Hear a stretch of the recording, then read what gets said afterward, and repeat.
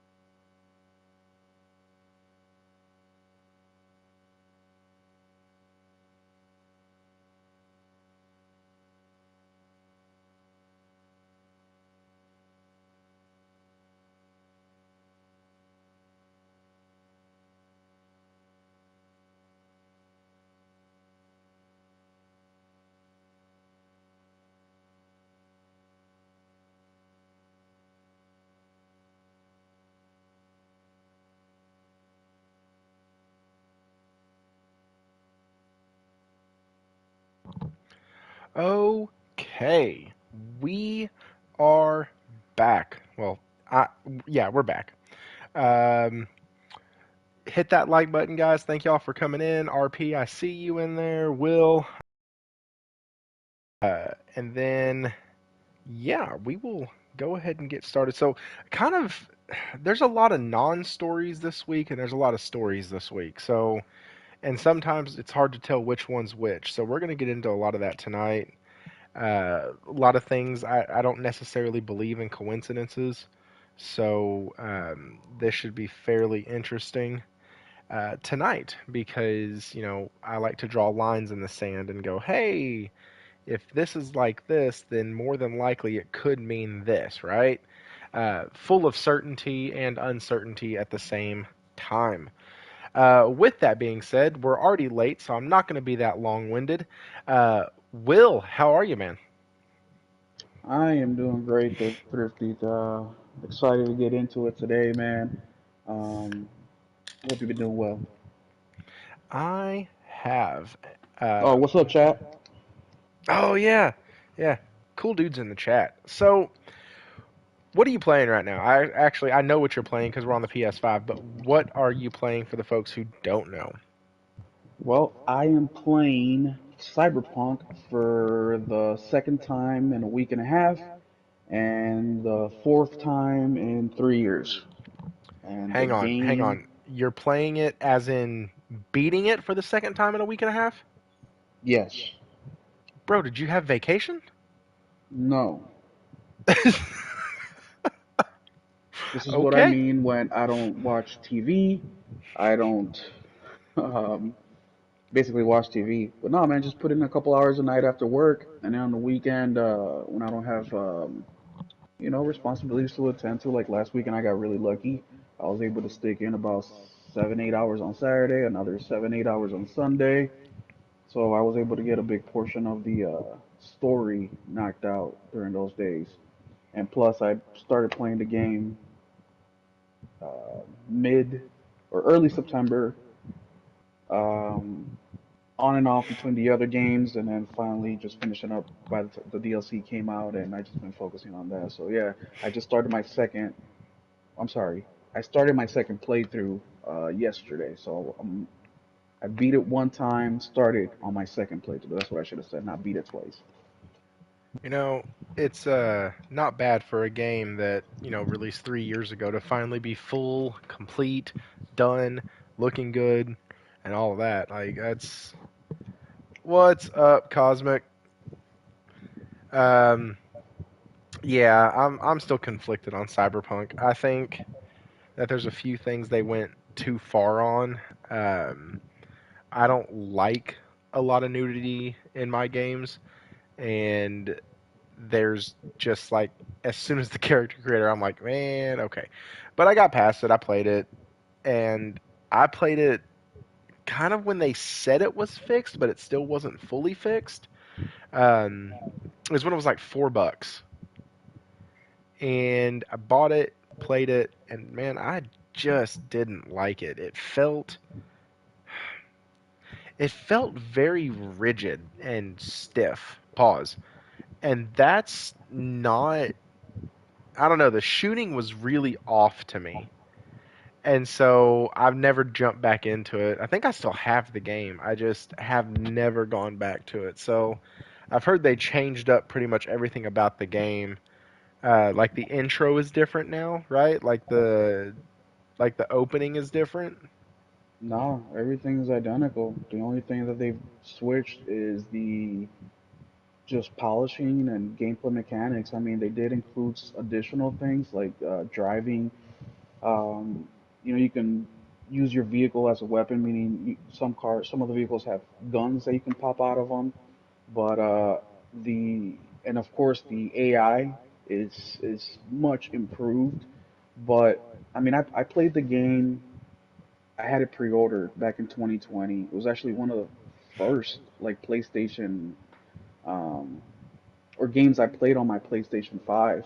And I played it for about 6 hours, and I was contemplating it on getting that refund because at the time, everybody and their mom was giving, refunds back for this game. And I was contemplating on doing that, but then I'm like, Will, you have bought way worse shit than this, and it's still sitting on your shelf. So just hang on to it, which I did, and I'm thankful I did. I don't regret it, but the cyberpunk aesthetic is what sold me on the game above everything else. So anything over that was gonna be a bonus in my book.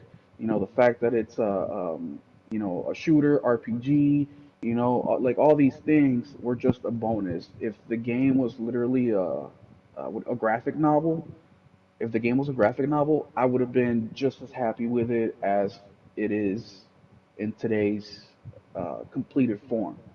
But you know, I don't understand or I can't relate to what you just said about why you don't like it. But I will say this about the game in regards to what people are saying, because I understand people saying I'm not gonna play it, they screwed me, the game is incomplete, and um, and all I gotta say to that is, look, you're the one that's missing out. If you don't want to play it because you feel like you have a vendetta or you feel like you're standing your ground because Cyberpunk released a game that was broken or CD Projekt Red, then that's cool. I'm not gonna judge you. But at the same time, it's like you're the one who's missing out, dude. You're missing out on the best, you know, the best the game is at its best moment right now. It is complete. They've done complete. They've completely redid the mechanics of the game as far as like the shooting. This And it shooting in has this Idris game, Elba in it. Like it has Idris Elba. Come on. Idris Elba. It's got Johnny Yeah, Idris. Silverhand. It's got a lot of solid characters. But what I really like about this game is that the shooting in this game It's probably the best shooting in any RPG I ever played in my life. I cannot think of another RPG that combines And you don't melee. feel like the first person movement in it though is stiff as shit? No, I do not at Dude, all. okay. Here's the deal. But If they remember, added a Thrifty, third person mode to the PS5, I would probably be in that game, no questions asked, today. and look, just like you, a big reason of why I never played games like Skyrim and Fallout games and all these other games is because first person games just weren't my thing. I've always preferred the third person. Over the last year and a half or so, I've grown into the first person mode, but with That's Cyberpunk, fine. You'll grow when out of it again. I will, yeah, yeah, I'm sure. I see it already with some games. Some games like it hits really good, some games it doesn't. But the with Cyberpunk, you start off, you're basically fully organic in this game. So as you start playing the game and you start making money and you start completing missions and you start investing into your cyberware, then you get that looseness that I think you wanting to get from the game because you're now more cybernetic. So that's part of the journey that you have to take with the game. You start out really weak, but the game does a very good job in concealing that. Like they don't make that into like the game doesn't make it into yeah, you're weak, you're starting at level 0, your health is trash, you have no weapons, you have no money, you got no maidens, you got nothing. They don't push that into you. You kind of feel that just based on the storytelling, and it just happens that the way that you move, the way that you fight goes along with that. That's part of the reason why I feel like this game is so brilliant is because a lot of games have to baby you into, especially like, tutorials and showing you how the game works and how to move, how to shoot. Like sometimes these games they really take it to an ABC level that's annoying. Where like even somebody who doesn't play games can probably figure out that hey, there's only four, five, six, seven, about 10 buttons in the XAM controller. One of them is gonna hit, one of them's gonna shoot, one of them's gonna move. So that gets frustrating. But this game, none of that. This game, they focus on the story of the game, and the mechanics reflects at the point of the story you're in. I'm sorry for going on right there. No, you good, dude. I'm glad you're enjoying it. Here's the deal. I still have it. And what's really funny is because of how I purchase my video games, I'm a cheap bastard, so I purchase them on the very much sale rack level, except for three new games a year, or three full price games a year, no big deal. So I will play most of these quote unquote broken titles at launch, things like that. I'll play a lot of your, it could have been better, it could have been this, could have been that. Uh, I'll play them. I just will eventually. Um, that's how I got into that's how I got into The Witcher 3 because, it came out and I was playing something else at the time and then completely passed it up and most folks were like, "Hey, it's really buggy. Don't do it. The combat's all wonky in it. You're not going to like it, blah blah blah." So I didn't play it. See, The Witcher And 3, even with the new, I can't play it. It feels way too tanky. Like I hate the controls of that game. It feels yeah. like a Ubisoft game had a baby with CD Projekt Red and like a Bethesda game. Like I don't know, it's weird to me. Sorry to cut you off. So no, you're fine. Okay, so want to welcome a couple people to the chat. Twisted Sin, nice to see you. And I missed Josh, another. And Byron, nice to see you. Thank y'all for stopping in. And Josh, what's up, my dude? Also, why is JX? Why do you keep saying stuff and then it keeps showing it retracted? Like, how bad is what you're saying? Like, good lord, man. so, yeah. So the title tonight is very clickbaity. Forgive me. But also trying to grow my channel, so clickbait is okay sometimes. Because we are going to be talking about all of this. I have it as PlayStation is failing with question marks because I'm asking a question. Is PlayStation failing? And so it's kind of like that when you read it. Assassin's Creed Mirage doesn't suck. So, like, that actually should have been the title, was Assassin's Creed Mirage Doesn't Suck. And then we have some more gaming business stuff to talk about today. Layoffs. Uh, Twitch just laid off some people. Naughty Dog laid off some contractual workers. Uh, not Rare, Epic is laying off, I think, about 1,000 employees. Um, so like we got some stuff to talk about. There's some things in the gaming world that I think people are figuring out a little too late. But let's get into the first one. So last week we covered Jim Ryan's retirement, right? We covered that. Will and I talked about it pretty in depth, non-story. It was, I think, somebody posted it. I think it was Salty or somebody else posted it that said, uh, Phil Spencer quits or retires and the internet blows up or would blow up. Jim Ryan retires and it's just another Wednesday. Like that's kind of how it was. There was another popular streamer who did a entire show on it, and he was like, "I'm putting it on Friday because it's going to be the shortest topic. It doesn't matter. It's a non-topic." And that's pretty much how we covered it. Like 30 years, dude's tired of traveling, all this stuff. And if you were here for kind of the intro, I told you that tonight there's going to be a lot of things that seem like stories that are non stories, and some things that seem like they're just disregardable or disregardable. Is that a freaking word? If not, I think I just claimed that as a word.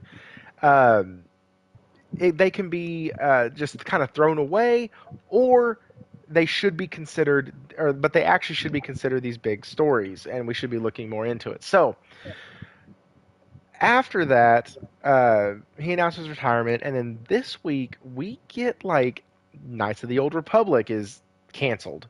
They've taken down the website, they've taken down it's done. You can't find much media presence or even internet presence for Knights of the Old Republic. So that game's gone. You have Last of Us Factions that's quote unquote on ice, which is interesting. But so that sounds like it's canceled. Along with that, Naughty Dog releases 25 contractual workers that were probably freaking working on um, factions. They were, Uh, and also their contract was due to be end by the end of the month, anyways. right, so they laid them off early. Yeah, a couple weeks early. So then you hear that Epic, a company that Sony owns, I think 16% in, also just laid off a lot of people. And so it's interesting that PlayStation's been real quiet, not a lot of bad press, a couple boneheaded things with the showcase, and then Jim announces his retirement, resounding support from Sony. Um, the head of Sony even came out and said like, "Hey, so happy with what Jim Ryan has done. The PS5 is now on pace to surpass and be their fastest selling console."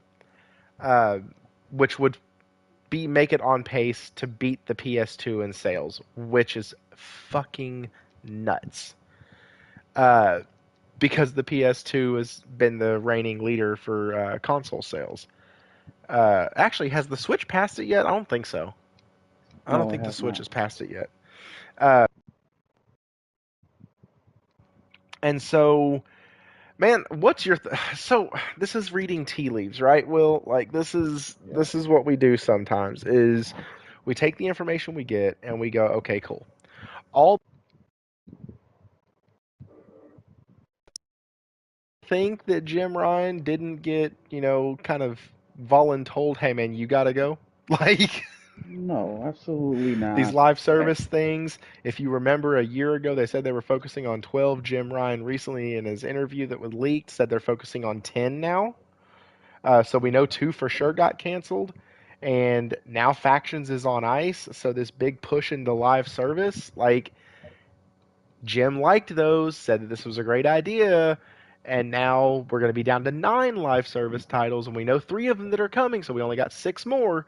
Like, it all feels very coincidental, and My daddy always taught me that there's no such thing as a coincidence.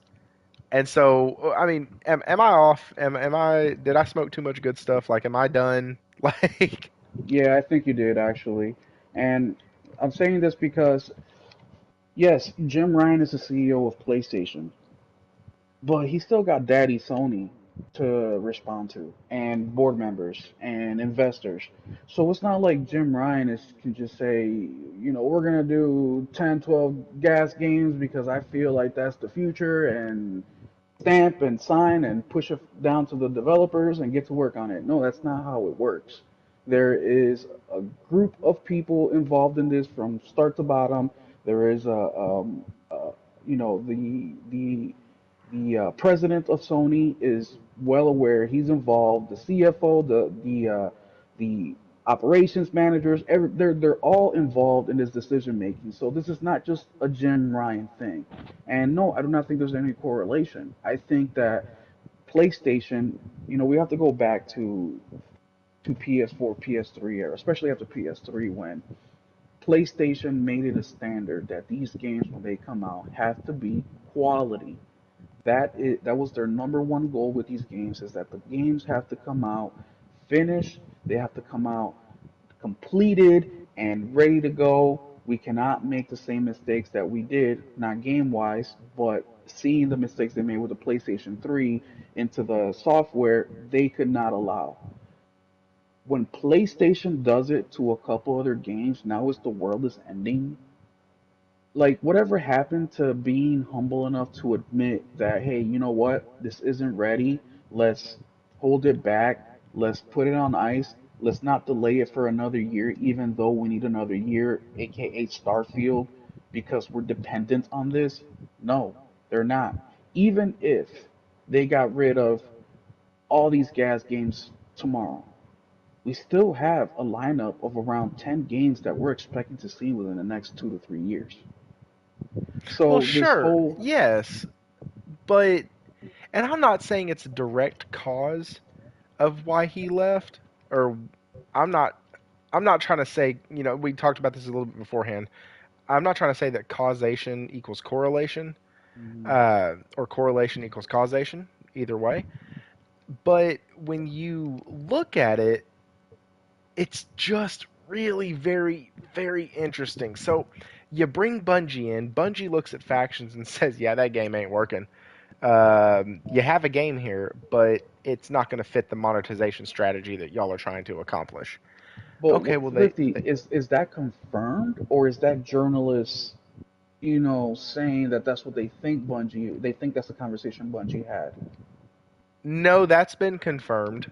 Um, So who if said, do I'm you not know who said mistaken, it's this? been confirmed in like an actual interview, uh, where it was basically said that they showed up just to look at the project because that was one of the reasons that they were hired on.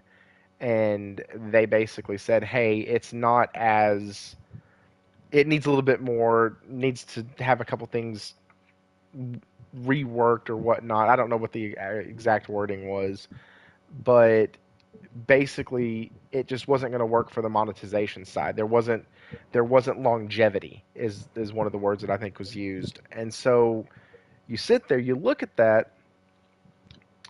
Journalist sources say it's true. That's right, Josh. I have sources. Trust me.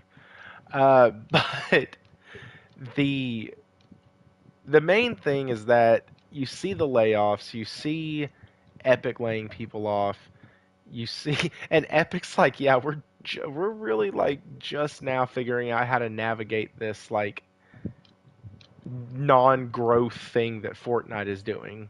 Like the guy, Epic head of Epic was like, yeah, Fortnite's great, but most of our content now is like player created. And so outside of a few skins here and there, we're not really making the revenue that we once were. And so they're having to try to basically rework a lot of what they're doing because the money that's coming in is slowing down. And so you look at a game like Factions, where PlayStation doesn't have or I'm sorry, where they don't have a ton of experience making a multiplayer games as a service. I know they had Factions One, but if I'm not mistaken, Factions One wasn't a gas, was it? It was. You can buy, you know, you can buy some skins. You can also buy like not weapon packs. Yeah, weapon packs. I think it was. There was very little of it, but yes, there was some that you can purchase. Okay, but it wasn't like a It wasn't battle a pass dedicated one. or No, none of that. okay. They sold hats in Factions One. Yeah, hats.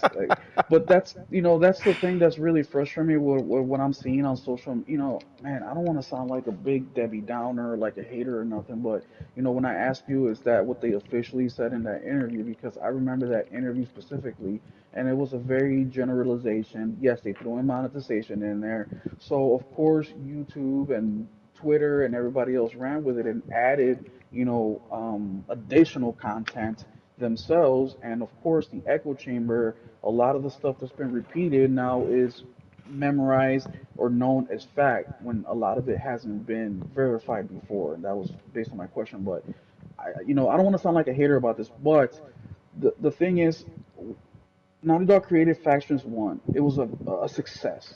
People love that game. People still play that game. I mean, I have a couple friends that have 500, 1,000 hours in Factions alone. So I don't think that the issue with Factions 2, I don't think that the issue is as big as people are making it seem. I think that if Factions wasn't being made by Naughty Dog and it was made by a different developer that didn't have the caliber of Naughty Dog, the game would have already been released and it would be successful. Maybe not successful with the longevity or the hype as one of the more well-known gas games like Fortnite and Warfare, but it definitely would have been way more successful than like the Rumble game they just released or the ones they continuously delete after 3 months of being active.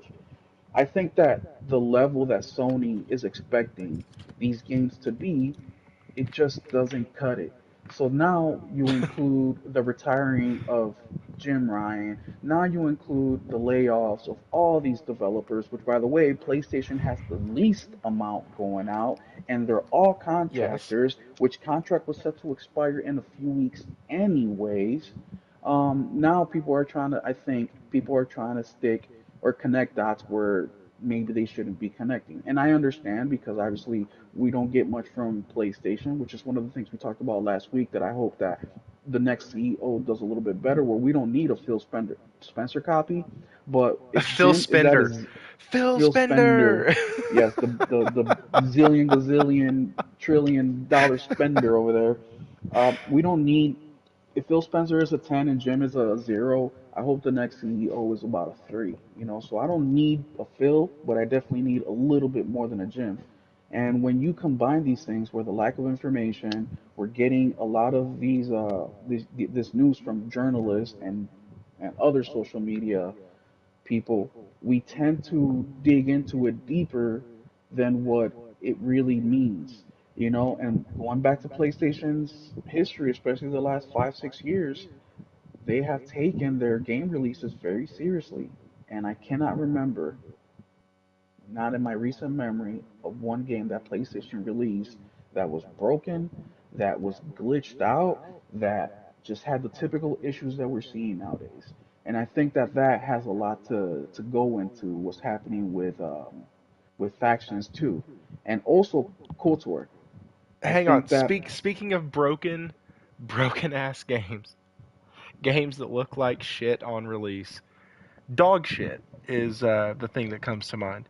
Um, have Starfield. you seen Forza? Yes, I saw. Yeah, yes, Did you see Digital Foundry? yes, yes. But in Digital Foundry's in case nobody knows, basically Digital Foundry, people were wanting the GT7 comparison with Forza Motorsport, and Digital Foundry basically put out a statement saying, "Hey guys, we're gonna get to it around November timeframe, with because of the lineup in October." And people were shitting on them because like oh man, they're coming out and that's the one game that's comparable. But we all forget, dude, they're playing Spider-Man right now. They're playing Alan Wake right now. Like there's a shit ton of games that they are No, no, no, playing, so no. that's That's my not what I'm defense for talking them. about. Did you? Yeah, They basically said that the marketing reels that they use that showed ray tracing uh, aren't for from the PC. game. Oh yeah, that. No, Well, we they knew don't. that. They don't look like it did in the marketing on the like in the actual Yeah, on the. gameplay. Mhm. It We knew looks that. like absolute horseshit. Like so. Remember, uh, I don't know if you saw the clip of me playing. Oh shoot, what was that racer? Ubisoft just released it, I believe. I got it What is right it? here, actually. It's a freaking Motorfest, racer. the Motorfest. crew. Thank you. Uh, I played that, and dear God, that game looks 1,000 times better, or at Dude, that game is least awesome. on par with the new Forza. Dude, I And played the demo and I bought the game. That's how much I liked it. I played the demo and said I still hate racers. And so and then when it was in 30 frames per second quality mode and it was running at like 12 frames a second, I was done. Um, but dude, that game is broken as shit. And actually, let me rephrase that. It's not broken. That's an over exaggeration. The game Incomplete. runs and functions, and I haven't seen any game breaking glitches or bugs or anything like that. Awesome. It looks like hammered dog shit. Like, it looks so bad. And this is what you get with Game Pass. Now, on the opposite end, Sony's standards are so fucking high that we get a game like Factions 2 that I was actually excited about.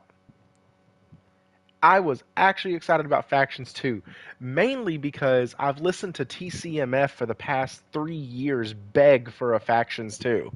And his hype is kind of infectious with that game.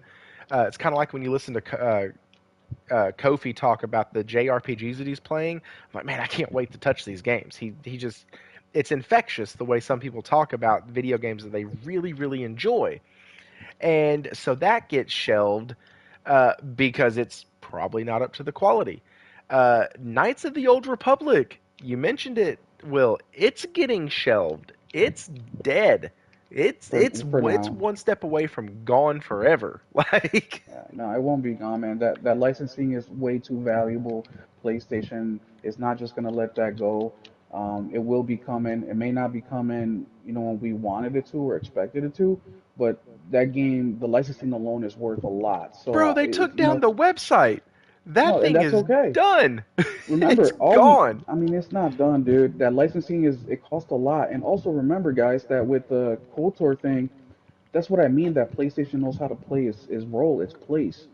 Even KOTOR, something that I mean, some people consider it to be, you know, up there with the gods. Even PlayStation knows that hey, if we're gonna do this, we're gonna do this right. And if we gotta delay it for 3 years, 4 years while we search for a new dev team, then that's what's gonna happen. And we don't know if it will. I might eat my words later and find out that it's completely gone and they gave away the rights and so Xbox is doing it, which they're not because they declined to do it to begin with. But from everything that I've known from PlayStation, everything that I've known from what I read, and my personal own life experience, especially with dealing with expensive products, they're not going to give up on that quite yet, and I think they're still shopping for the right developer to do it. And I think I think Jim made a big mistake with hiring, I forget their name, who was in charge of doing the development for that game. That he really made a mistake there. Of which game? KOTOR. Remember, Oh, the reason they delayed is because they came in to give them that presentation on the game. What's it called? The slice, and they saw that it was not what they wanted at all, and that's the reason it got delayed to begin with. yeah. And that happened earlier And this then they year, I yanked believe the it was. studio off of it completely and gave it to Completely got another fired. studio. And to bounce back to Naughty Dog real quick, Also, the vice president of Naughty Dog retired. So there's a lot of things happening right now internally. Now we can just say that, it all has to do with Jim and it You has to you do gonna make with me reach the. for that tinfoil hat again, my guy? Like you're. That's what I'm saying. But I mean, look, man, he's been there for how long as well? It's like we forget, dude. People grow old, and on top of that, these guys that work, that are working in the game industry, it's just like any industry. Like, yeah, Bob retired. Let's bring out the cake and we eat it. We have a little goodbye party, and then it's Thursday tomorrow, so we got to go back to work tomorrow. Like Bob is forgotten already. Like people are not taking it as seriously as we are because we're fanatics of this stuff. Twisted Sin said, "Can Neil retire as well, please, dear God, please." I wish, man. I wish. My But biggest fear Neil is right still now is young. that they're gonna get Neil Druckmann to be the next Phil Spencer for Sony or for PlayStation. I think he needs them. No, I think that won't happen solely because, at least if I was in charge, it wouldn't happen solely because he can even get Factions 2 up and running. Hey, listen, I'm just saying the dude's charismatic. The dude has it in with Yeah, but Jim wasn't, and he got the job. yeah, but it's a little different setting right now. I don't know, man. Like Uh, if I am making the a Japanese like don't care about charismatic, bro. I mean, these guys are working 20 hours a day. Like that's true. overtime is expected. Like there's a standard over there in regards to work. I don't think that being charismatic is enough. I mean, it's a positive for sure, but I don't think it's enough to hand him a position like that. So here's so everyone's like, "Hey, what's your long shot? What's your thing that you don't believe is going to happen, but if it did, holy shit, nobody else saw it coming." That's mine. Neil Druckmann being announced as head of PlayStation. That's for some reason it's just in my brain, and that's the first thing I thought of, the first person I thought of when everyone's listing off who could do it, who's not going to do it, who would you think, who would you want, and I was like, oh dear God, don't let it So be were Neil you Druckmann. thinking about it like as uh in what do you call that when provocative way, or were you thinking it like in a logical sense, like the person that would fit the most? No, no, no. So here's why. Here's why. Neil Druckmann is the poster boy for uh, making money for Sony. Okay, The Last of Us is a huge hit. The games before shit Drake's damn it Uncharted. Those games massive successes. He's made the company a lot of money. TV deals, Last of Us, a lot of money. Uh, and so those guys typically would be next in line for big major promotions. Also, he's well spoken. He's in good with the godfather of the gaming world that I kind of believe kind of owns part of it. Um, Jeff Keighley, he's in good with him. The thrifty of us, the tree fitty of us, yeah. I Um, disagree, Thrifty, 100%. I think the things that you mentioned are the things that are hurting him, actually. One, because so far Neil's been a one-trick pony. He has done nothing but The oh Last no of no no! Us. I'm not saying that it makes logical sense or business sense. I'm saying my out of left field prediction Mm. would be Neil Druckmann. If you went through all the other viable candidates, who's the person who I think would just bring it in? Or who's the person who I think they would just bring Twister, in? Twister said this pissing me off. Me too, dude. I'm like, Thrifty, you're wrong. You're It's not pissing me right. off. Wait a second, hang on. It's making me hate Naughty Dog. I don't care. Him and The Last of Us has rotted his brain. I agree. Yes, It's yes, making yes, them hate yes. Naughty Dog. They just did a Last of Us day with nothing to show. Facts. No They didn't even shit. have a new drawing to show. I was like, dude, come Uh, on. he would be promoted above Herman. Yeah, but here's the deal. If Herman really likes his role and likes what he's doing, I don't know. People can get promoted over other people for non-nefarious reasons And and they do all the everybody be time. okay with it. Yeah. Um, but I'd much rather Thrifty, have the janitor at Naughty Dog get promoted than Neo. Neil can become head of PlayStation, but not of SIE. Fucking facts. Absolutely. Um, as a matter of fact, I just really want him to go away. I hated what they But did with The Last of Us Part 2. isn't Herman in charge of PlayStation Studios? Oh, yeah, I'm sorry. I have that backwards. I have that backwards. No, no, no. I don't want him anywhere near PlayStation. I don't want Neil Druckmann Yeah, anywhere no. near PlayStation Studios. As a matter of fact, I don't want him at Naughty Dog either. You Like, know what they should do is actually fire create Neil a Druckmann? position. No? Well, besides that, I mean, because look, the guy's got talent. I mean, besides his agenda, the guy can tell a good story. He really can when he puts his mind into it. But I think that, of course, just like anything, Huh? dude, The Last of Us. He wrote that, so it's not like he doesn't have the talent to do so. Who But wrote it's just Last like of Us how, 2? well, Neil did. That's what I'm Okay. saying. If he didn't have the agenda behind him or engraved in his brain, What he would. agenda? Well, the agenda that made him make some of the decisions that he did in Last of Us 2, some of that bullshit, the storytelling that he did, he got way too overconfident, thinking that the players would accept a lot of the bullshit that he put out there. I mean, a 2-hour fetch quest with the Hulk Jr. I mean, these things really piss me the fuck off too. But he is talented and he is charismatic and he does have some skill, but Bro, I'm he sorry. cannot He move. wrote a really good story the first time, and it was great. And then he tried to write a really good story the second time, and he didn't know how to tell it properly. That that Yes. story was hot freaking garbage.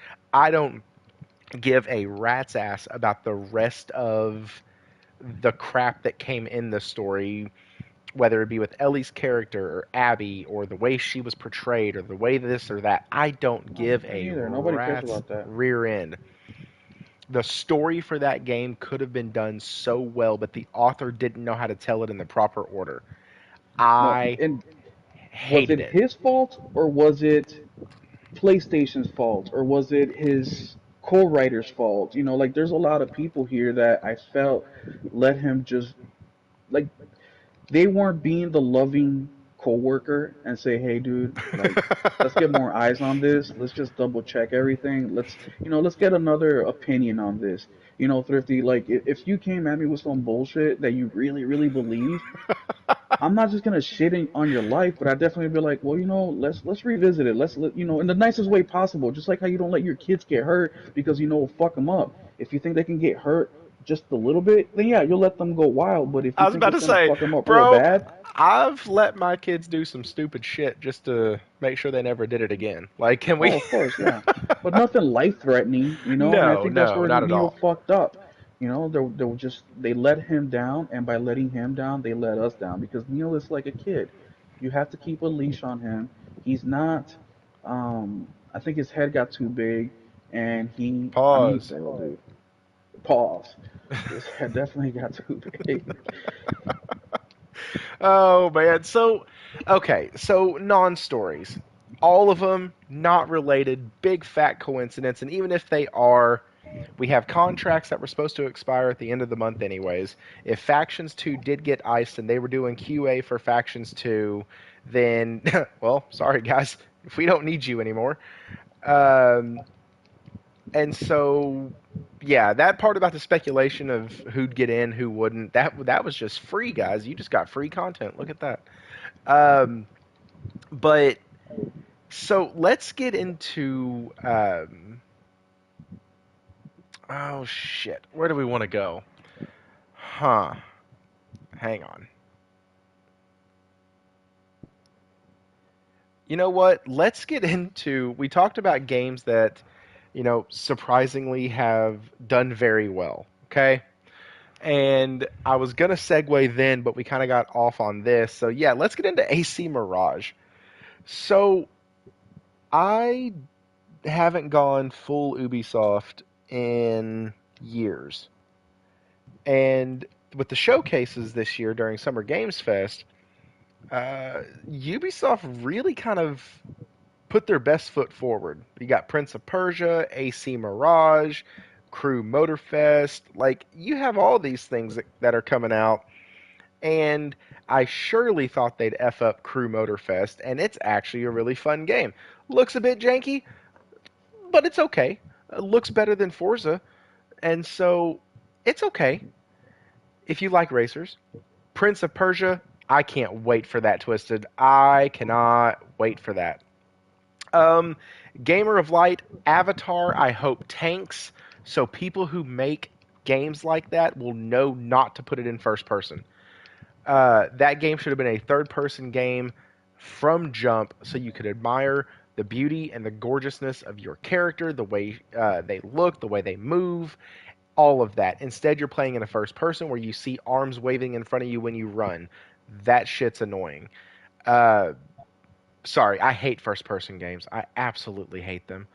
Uh, but, anyways, the games, Assassin's Creed Mirage coming out, and I'm like, man, surely this game is going to suck. It's only $50. Surely it's going to suck. It has to suck. It's Ubisoft. They fucked up every Assassin's Creed for the past like two or three, Well, according to depending on how. Skillup, it sucks. Well, yeah, but I don't really trust. I don't. Never mind. We're not going to get into who I listen to and who I don't. Um, I'm not sub to his Dude, channel. I'm If pissed, man. I bought it from Walmart only because they promised to deliver it tomorrow, and I get an email this afternoon saying Friday. I'm so pissed. I'm sorry, but I was just heated in the moment there. I'm like, so, fuck. I start seeing these reviews come out, and ACG, a guy who typically is hard on Ubisoft, liked it, said it was a decent game. Oh, okay. Then I listened to Dreamcast guy, and he's like, "Yeah, the game's like I like it. It's good." And then I look at IGN, it's 8 out of 10. Okay, they don't really know good games, so I go to another site, and it's an 8 out of 10. And I was like, "Son of a bitch! Did Ubisoft actually give us a decent game?" Like Push Square gave it a 7 out of 10. Push Square did, and then Yeah. PC Gamer also gave it a 77 out of 100.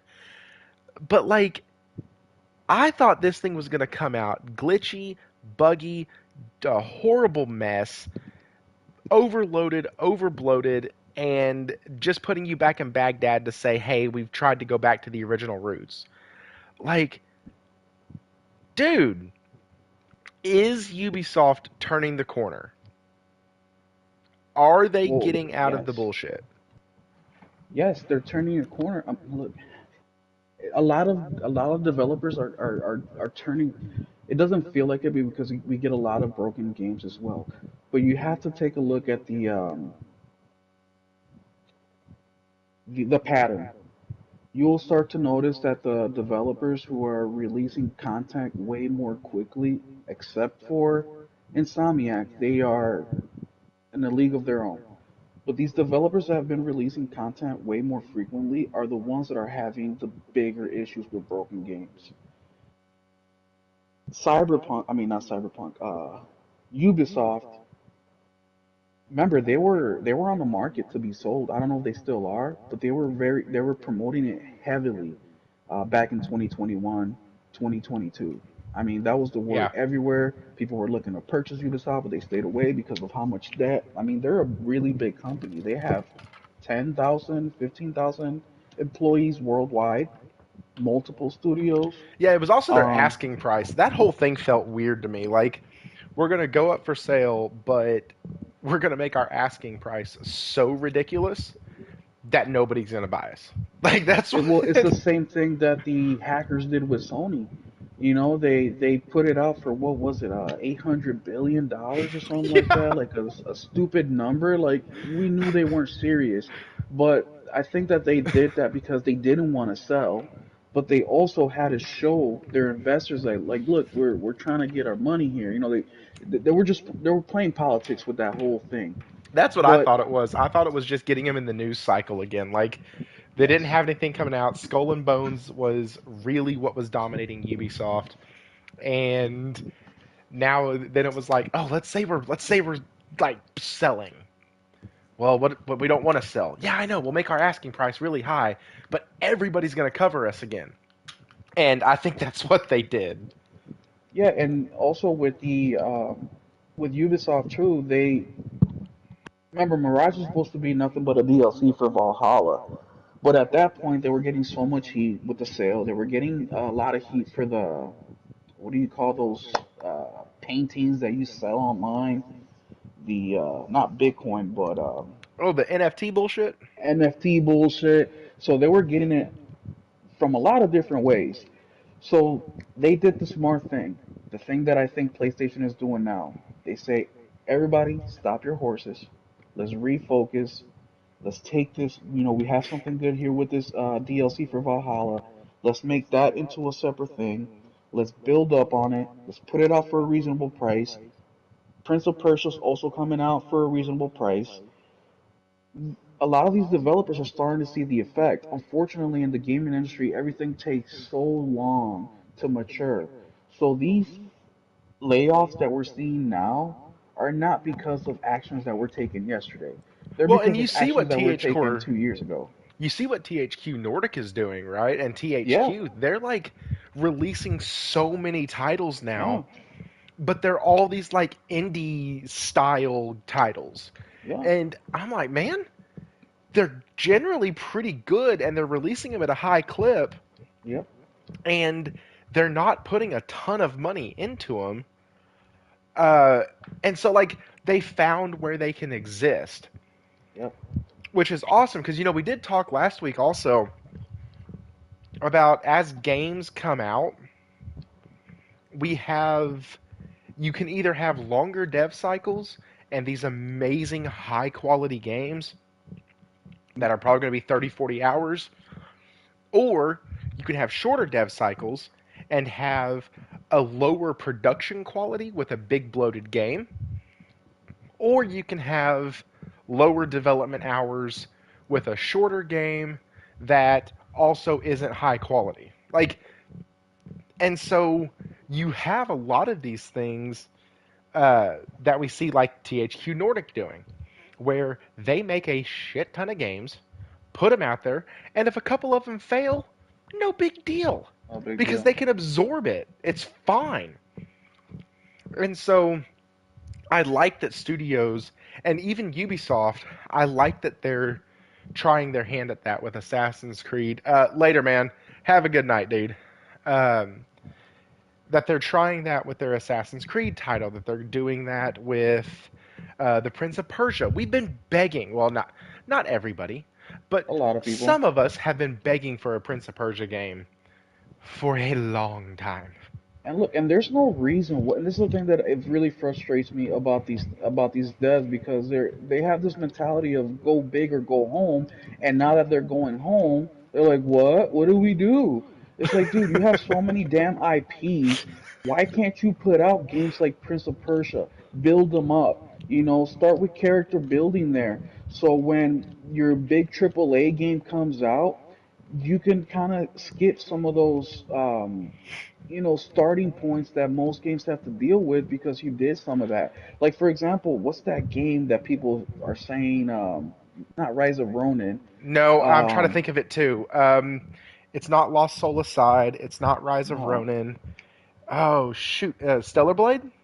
no, not Stellar Blade. No. It's the one with the swordplay was real crazy, like choo Uh choo huh. choo. Yeah.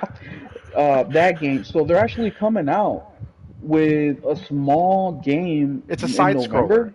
It's a side scroller. Yeah. Like, why can't developers do shit like that? That sucks You that I know, know exactly what you're talking about and I Yeah, I can't know. I think of the can't think of fucking the damn name. name. Anybody got it here on the chat? They did it, and not in the last showcase, but Josh, where are you? yeah, Where are Josh. you, Josh?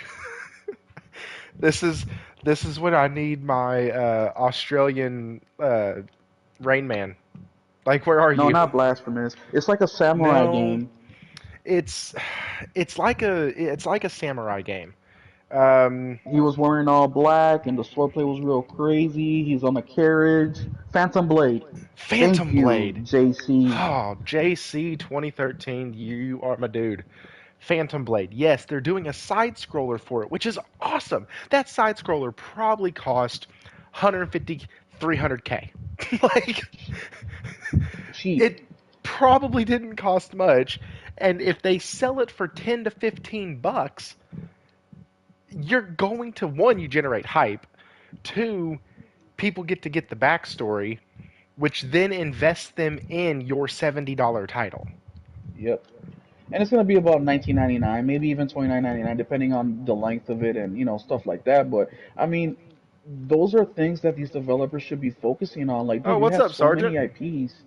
Like focus on getting some of those out the door. And guess what? If you invest $1 million on a game like that, and you get that, and the hype is real, and people really enjoy it, and you make $20 million off of it, like, okay, now we can jump into a big AAA budget that's going to take us, 4 or 5 years to develop, but we now know we have more of a sure thing. But these guys are so deaf when it comes to understanding their customer base, because they're looking at the hardcore like us for certain things, then they're looking at the casual market for other things, and they think that doing a game like, factions at a Madden or 2K or Call of Duty, kind of level is what gamers want, which they may, but they may also not. So why invest all these resources for something that's gonna fail, and then you're out here like a little kid kicking and moping because you lost all this money. Now you gotta lay people off, and we're sitting here like, dude, we just wanted a 10-hour game that we can have fun with. So you're You over know, here so hiring, big actors and big writers for something like that. It's ridiculous. so speaking of length of game. So here's the thing. Length and girth always matter. Pause. Big time. Here's why. And Starfield is the closest reference I have to this. You could say Skyrim. You could say, um, give me a RPG that's not Bethesda that people spend a shit ton of time in. Good lord. No Man's Sky, No Man's Sky. There we go. Of course, No Man's Sky Baldur's has a shit Gate, ton of depth. No, can't use that one either. So Bethesda titles, they usually go an inch deep and a mile wide. The Okay. Witcher. The Witcher was phenomenal, but they go an inch deep and a mile wide. And you now see that game come out. It's not a high production quality. It looks good, but it doesn't look really next gen. Um, you know, Forza looks good, but it doesn't look next gen. And these And games remember how come they all out crapped on PlayStation because it's cross-gen and it's not next-gen, but yet the right, cross-gen and games there's a look. shit ton of stuff that you can do in these games. I mean, you can do whatever. And especially in Starfield, you can go forever. But there's not a lot of depth to it. There's Dude, not a lot of intricacy to it. And so you get a game that you can spend 130, 150, 200 hours in. You pay your 70 bucks or you get it on Game Pass or you get it through wherever. Who gives a shit? Then you have a game coming out like Spider-Man. Spider-Man 2 is going to be sitting at a $70 price point, and then it's only about 35-ish hours to platinum. Now, here's the that's what thing. they For me, say. that means it'll take me about 50. Yeah. But look at the quality versus the quality of something like a Starfield or a big, huge open world time sink game that you can just spend hours and hours in. Far Cry, great example. Thank you, Gamer of Light. Like, Far Cry is an amazing example. Graphics are okay, but it's an inch deep and a mile wide. The story does just enough to get you in, and then that's it. Go explore, go do whatever you want to do, and have a blast. And this is a great way, a very great way for you to get some of your artists involved. This is a way to get them to shine. There's so many talented digital artists that are creating the art for these games that just don't get enough shine because the games are AAA. They're trying to make them as realistic as possible, so they don't really get you know the the freedom to really experiment and try something new that's going to look great. That's a big reason why anime is so popular. I'm not a big anime guy, but I can see why it is, because the liberties that these guys have to create something that hasn't been done before, it's crazy. So some of these games, these lower budget games, you can start to give some of the shine to some of the departments that don't normally get to shine because they need them now to step up. It's a great way to build a team. It's a great way to find those diamonds in the rough that we didn't know were our stars, but because we have this smaller project where the investment is not as big, we can get them, take a little bit more chance and more risk. It can really change the industry, man, and in a great way that benefits all of us. So when we go back to the conversation that we had last week in regards to the cost and development and the time that it takes to make these years, this is a great ultimatum for both the developers and the gamers. The gamers are still getting a quality product, and the developers are putting out a product that is not taking half a decade to produce and $500 million to make. And real quick, I just want to take a jab at Starfield and how trash this damn game is. In Cyberpunk, there is a mission in the beginning of the game that you're trying to do before you get into the main mission where you meet Johnny Silverhand, which is played by Keanu Reeves. There is a lady that you meet. Now, based on your interaction with this lady, you either end up fucking her, literally making love, in a couple missions, or you will find her at the bottom of the ocean with cement on her feet to make sure she stays down there. And the only way you will find her is if you're exploring this map like a like if you're an investigator. That is the kind of RPG elements that make Cyberpunk great, where Starfield has none of that at all. And another thing, the visual, the art, the next gen graphics in Cyberpunks, I think it's the best looking game so far this generation, especially with the details every single where you go. With the DLC Dogtown with Idris Alba, I mean, just looking at it from a graphics point and art point, the game is flawless. The only other company that puts out games like this, the only other one consistently is Sony PlayStation.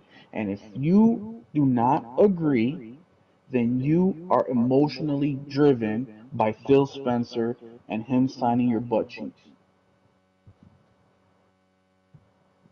Left or right? That's the Both. both. Two in the pink, one in the stink. Phil, Phil on one side, Spencer on the other.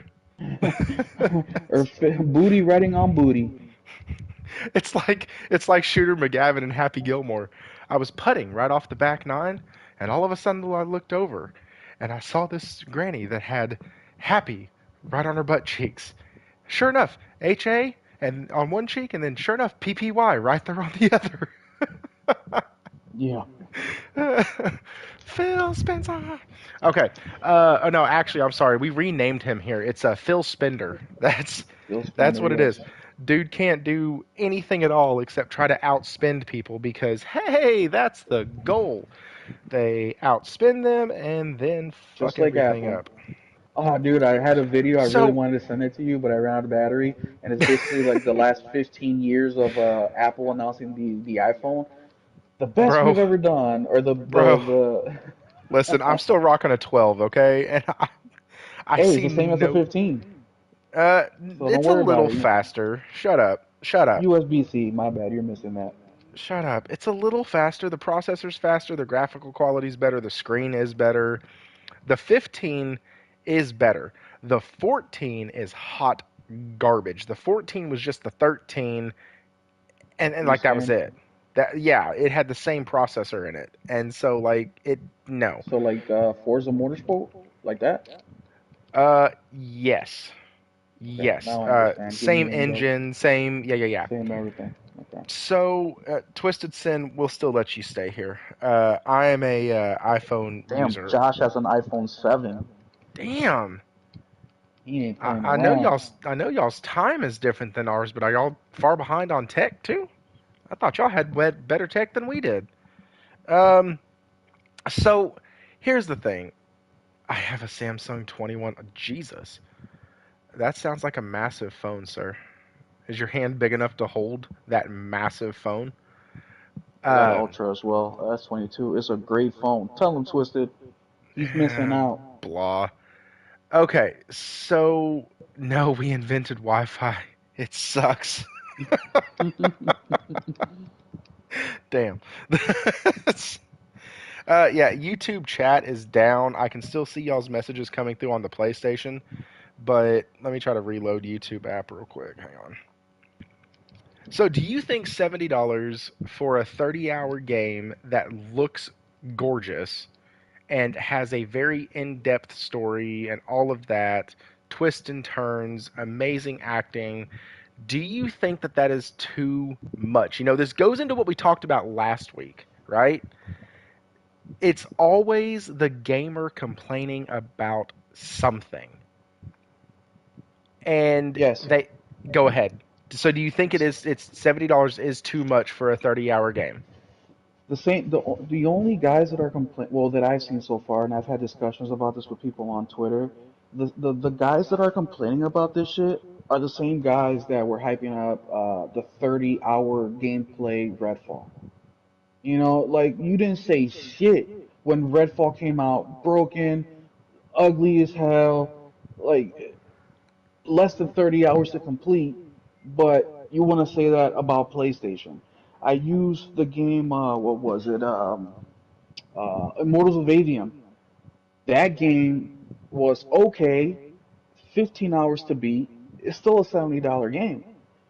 Like there is no game out there where you're gonna get that quality production and you expect it to be cheaper than that. Now, you spent whatever you feel is comfortable to you, whatever you feel is worth it. I don't think Starfield is worth not even being on Game Pass. Some people think that it's worth the $350 or $400 collector's edition. That's on them. But no, to me, length does matter. It does because if I'm spending $70 on a game, I expect it to be more than 5 hours. I expect it to be right around, you know, 10 hours, 15, over that at least minimum. Also, people don't forget some of the greatest games we've ever played in our lives. The Halos, the Call of Duties. You know, these games have all been between 8 to 12 hours. Now, people say, well, they got multiplayer. All right, cool, they have multiplayer, but I don't see the value in that because I don't play multiplayer games. I play single player games.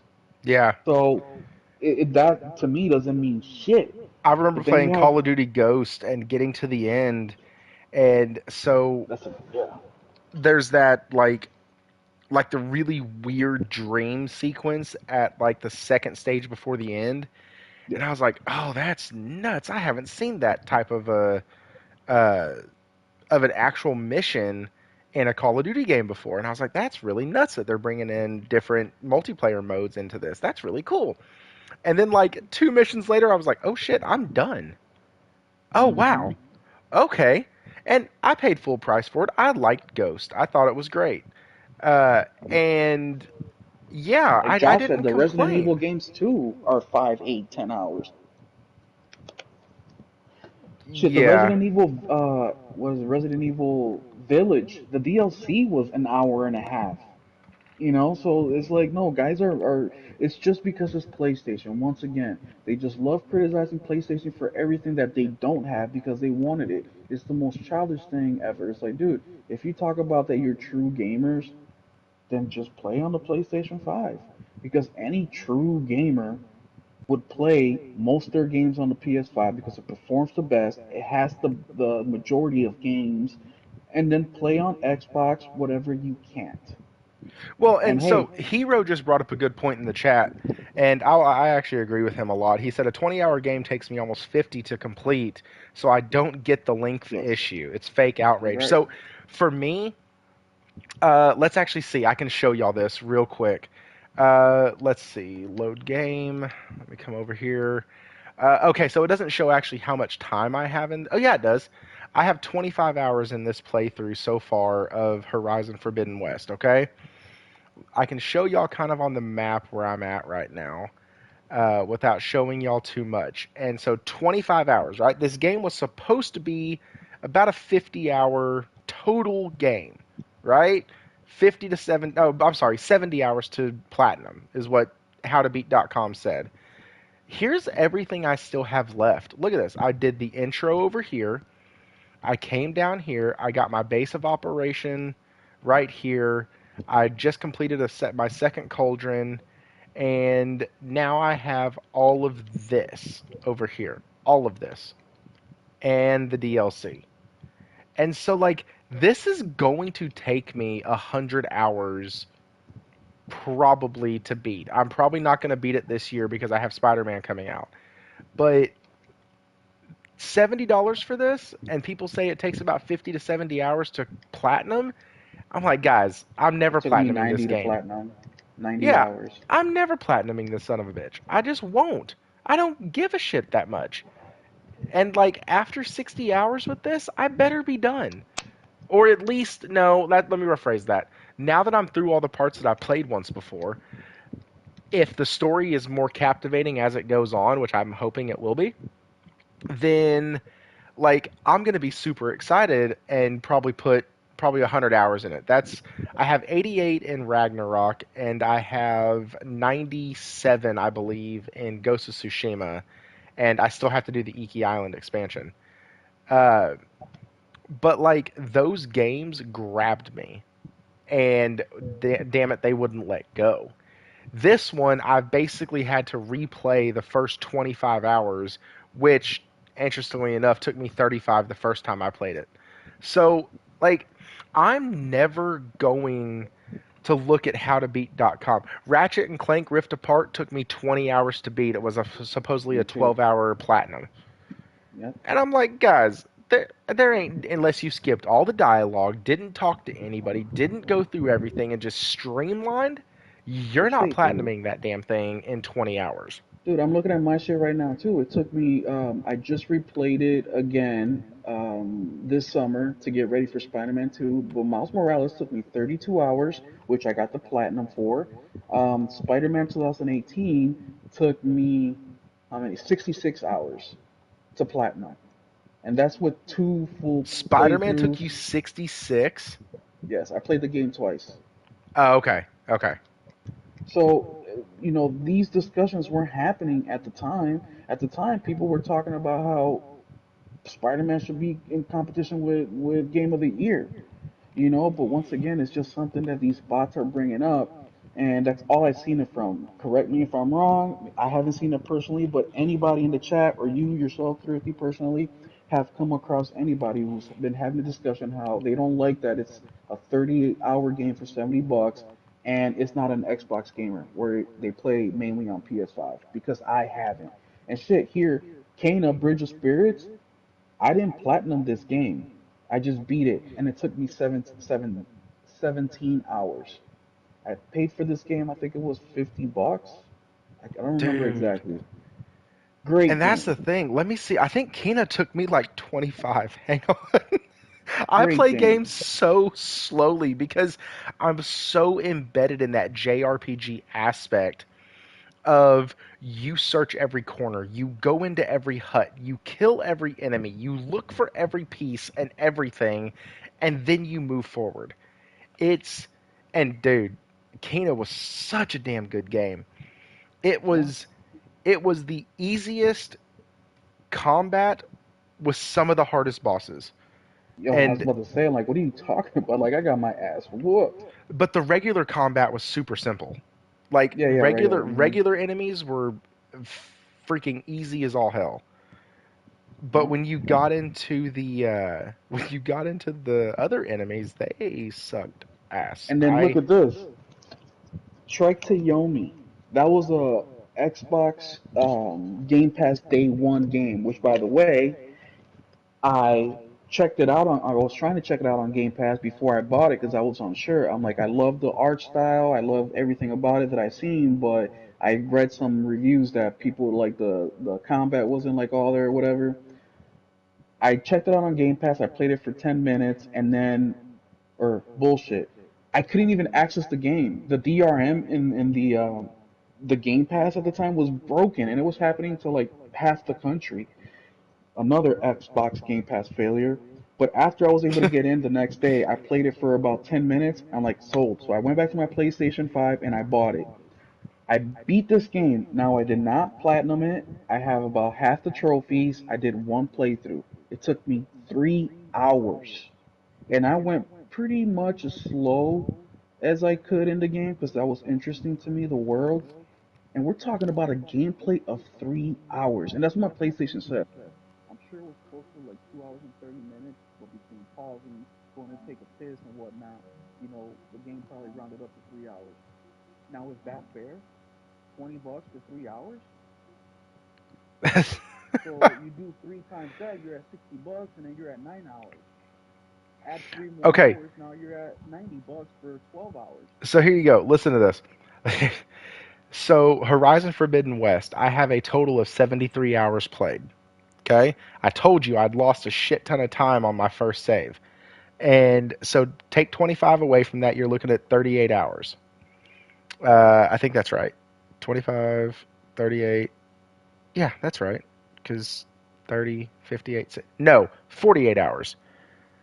So, you have 48 hours there, and then, or 45 hours. Anyways, fuck it. Whatever. It's close.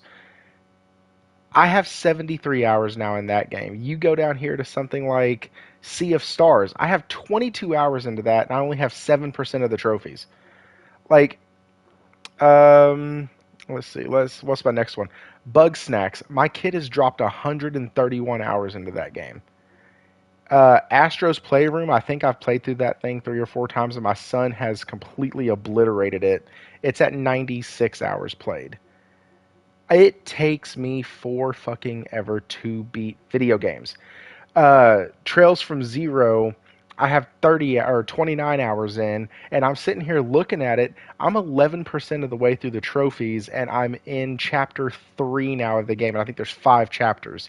So that game is going to take me at least another 30 hours to beat. You have, let me just do this. Let me sort by most played. Here we go. Outriders, I have 452 hours in. Spider Man, the first one, I have 154. Batman Arkham Knight, 140. Like, all of these games, except, no, even with Outriders, those, my top three most played games, all three of them have very, very short stories. Arkham Knight was not a long story. It was the longest of the set, but it's not a long story. Uh, Spider-Man, the first one, not a long story. I think I've beat it on 3 or 4 different modes, and I know my kid, I think, has beat it once. Uh, Okay, they're saying that the screen, I know. the volume is low. Oh, the Okay. volume's low? Okay, let me hop back into the screen. My bad. I was just trying to get to my profile. I knew that the. Oh, and just to prove that I used to play Call of Duty, I have 140 hours in Black Ops 3. Just. I used to play Call of Duty I before. have 800 hours in Modern Warfare. I feel bad for you. I played that. That was before I went into my trying Okay. different games. I played Guys, that every day. the mic should be fixed. I didn't realize that it would affect the audio quality as well. Let me know if. Okay, it's back. Cool. Yeah, it said that it would pause the screen, but the broadcast mic still worked. And so, anyways, but length of game doesn't always mean quality of game. And I would argue that most of the time when a game comes out and says most expansive world ever, it's going to look a little bit like dog shit. Like it just is. You have to sacrifice something. So if we want these games to come out looking gorgeous, 60 FPS with ray tracing, VRR 40 FPS with ray tracing, 4K with ray tracing. Like, if we want these things, if we want full on acted voice work, if we want all of this, we're not going to get 150, 200 hours. But what's fun about these games is we're still going to put that much time into them, right? Warawana, didn't even see you. Welcome. We're still going to put that much time into the game. Why? Because we play it, we beat it. We go play something else and we're like, man, I freaking love that game. I want to go back and play it again. I want to go finish up some things. I want to try a different difficulty.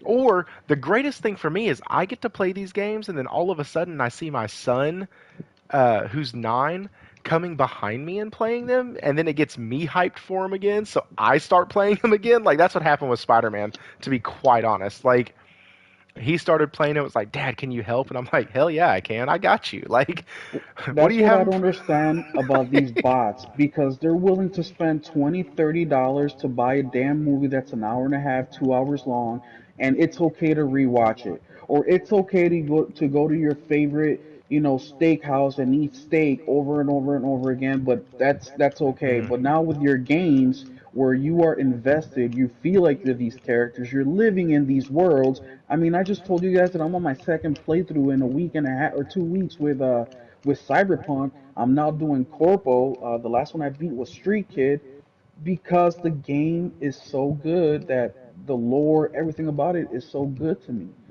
These guys over there is just another thing to hate on because they haven't experienced what it's like to turn on a Spider-Man, to turn on a Last of Us, or Horizon, and be like, holy shit, the world ended. They did this artificial intelligence to redo it to fix everything, and I'm the girl who's supposed to save it. Like what? Or like I'm cyberpunk, I'm cybernetic. Pause right on the girl. Cybernetic. I'm in this crazy futuristic world in 2077. I got the Matrix guy on my right side. I got the Idris Elba on my left side. Like, dude, it's The amazing. Matrix guy. You realize that this whole time you haven't called him by his actual name. Earlier you called Keanu him Johnny Reeves. Silverhand. There you go. It's Dude, like well, I'm you playing said Cyberpunk. you He's said Johnny Eldris Silverhand to me. yeah, but Idris Elba is Idris Elba, but not his name in the game. I just thought that It's was because I funny. can't. It's And then because I you only called him the played Matrix guy, and I'm like, what the fuck? Keanu Reeves. It's because I've only played the DLC once, so I haven't got his Reeves. That's his name, Solomon Reeves. But no, man, it's they just don't understand. They don't have the joy. It's like when you were a kid and you can watch the same movie over and over and over all day, and even practice the damn dance moves like my sister did with that cheerleading movie back when we were kids. Like these guys just don't know how to have fun, man. Oh, They what just was that think the cheer? Was it Bring It On? Bring it on. Yeah, bring it on with Spider-Man's girlfriend. I forget her name. But no, man, it's just a good Kirsten time, Dunst was and in Bring It On? I'm pretty sure she was. Really? I'm like 70% sure she's part of Bring It On. But either way, they just have no joy, man. They talk shit about how PlayStation fanboys have been talking down about Starfield since it came out.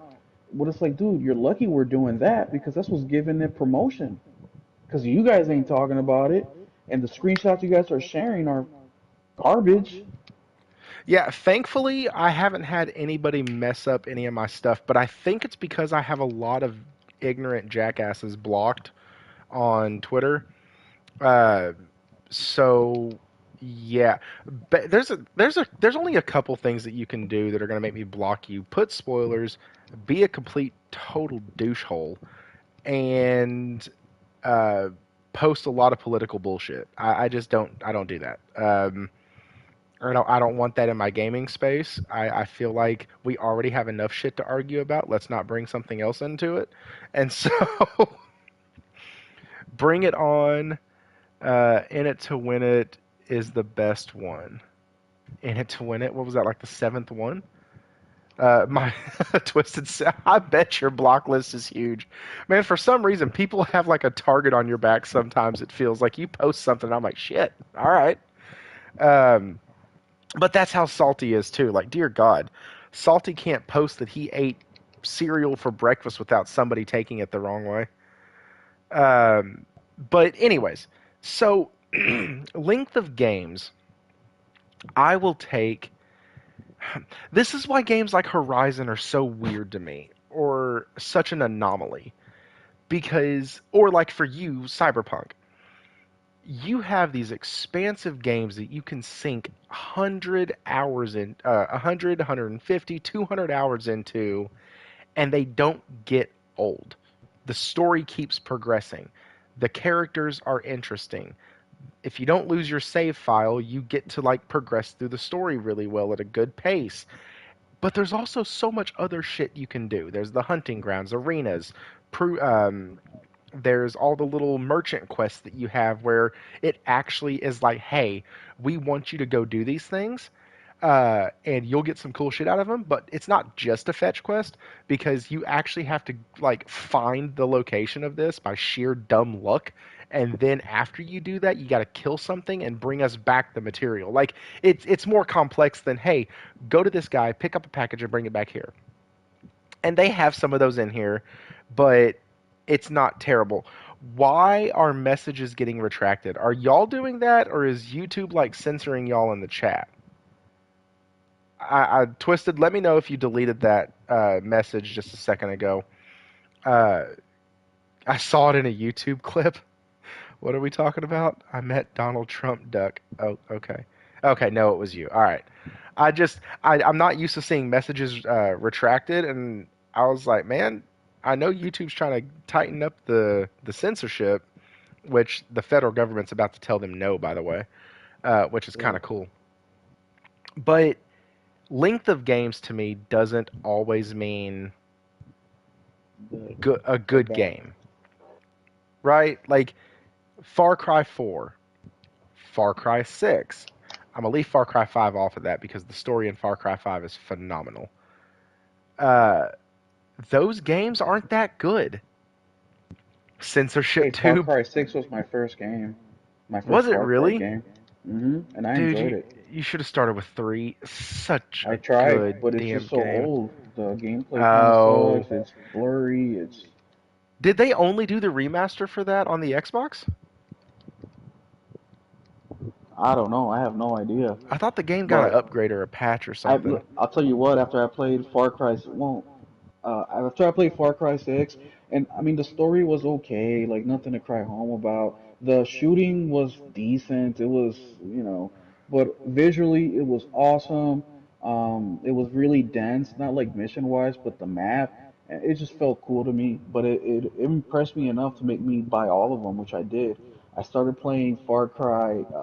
I think Far Cry 5 is the one that I have the most time in, which is like 10 hours, and I dropped and haven't picked it back up because it's just I don't know. I feel like The Witcher 3 where it's like the gameplay is kind of clunky, like but the story's intriguing to me. This whole cult thing or whatever.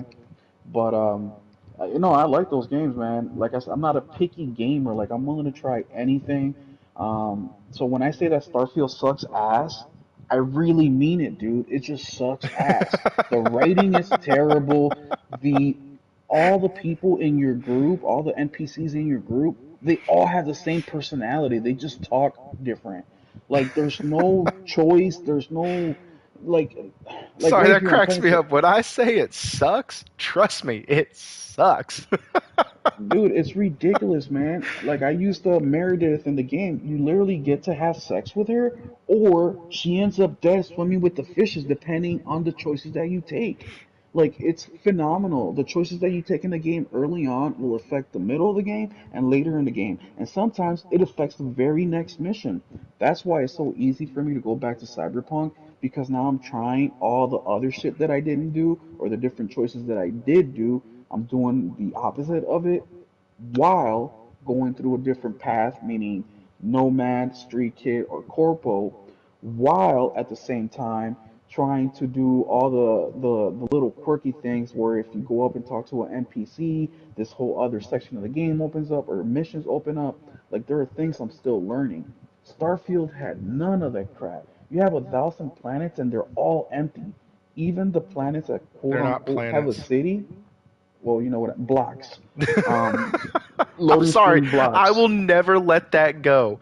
Motherfuckers, they're not planets. It is procedurally generated squares. They are massive ass squares, and I can appreciate them for that. They are huge, but they're not fucking planets. No, they're not planets. And even Here's the deal. the Speaking of like Starfield and stuff like that and choices in games, do you remember I God bless, I want to say it was 2020 or 2021 where we saw the Commander Shepard's helmet, I think, in or no, his chest plate in the snow, yeah, and it was the announcement for a new Mass Effect game. people went wild. I have heard not a damn thing about that game since that. And I Well, am there's still a telling little bit you, of info out, but yeah, not much. has there? Are they still working on it? Yeah, yeah, still in production. Oh, thank God. Because Yeah, that and game, 7 day they usually and look, I just played the trilogy, not last year, but the year before that. My first time ever playing Mass Effect, and I played the remake, the trilogy. Dude, I fell in love with that game. Since I played it 2 years ago, I've beaten it two other times, so three times total. I have like 200 hours into the trilogy. But every so now that's why I know this. The N7 day, they usually put out a little snippet, but they're very coded, which adds to the suspense because now all these gaming nerds are trying to figure out, like what does this mean, the Shepherd, the time or what galaxy they're gonna be going into, how long has passed. So there's a lot of things, but they it's drip fed. But yes, the game is still in production. They're still working on it. so that's good to hear. But somebody's in here talking about Twisted Sin just brought up Dragon Age 4. I didn't even know they were still. I didn't. I Yeah, had they're no still doing freaking that as well. idea. Yep, Like, Dragon Age is being worked on. so what game? So let me ask you this. So we've had Dragon's Dogma that Capcom is doing, and they've done it correctly. The anniversary, they announced Dragon's Dogma 2, and then a year later, boom, we get a trailer, we see what's going on, and I am freaking hyped. Also, Mass Effect, I meant to say this, Mass Effect 1 and 2, I tried, I own the trilogy, and I could not get into them. I came in on Mass What? Effect 3, Oh, dude, they're great. and I might go back to Mass Effect 2. Mass Effect 1, I'm just going to watch a video on all the story in it because the rover missions are absolute trash. It's a little hard to play. It still feels a little outdated, but compared to like Far Cry 3 is way better. But yeah, I mean the best one in my opinion is 2 and then 3. But no, man, I mean but those are games you really got to take your time with. I mean they're big, they're just huge games. 2 has a comic to do all the choices from 1. Interesting. Oh yeah, But you can carry over so whatever choices you did on the first game, it carries over to the second game. and So yes, which is you keep cool. your And the trilogy. choices Hmm. matter. Like Yeah, I remember when I was like in Mass Effect 3, you got I think like almost like relationship points I believe for like taking certain yeah, people on missions. yep, And I remember that I took Gareth. He was the sniper, wasn't he? yeah. Yeah, I took Gareth and Miranda on most of the missions, Hmm. and I left the blue chick in the med bay most of the time, and then I left my pilot.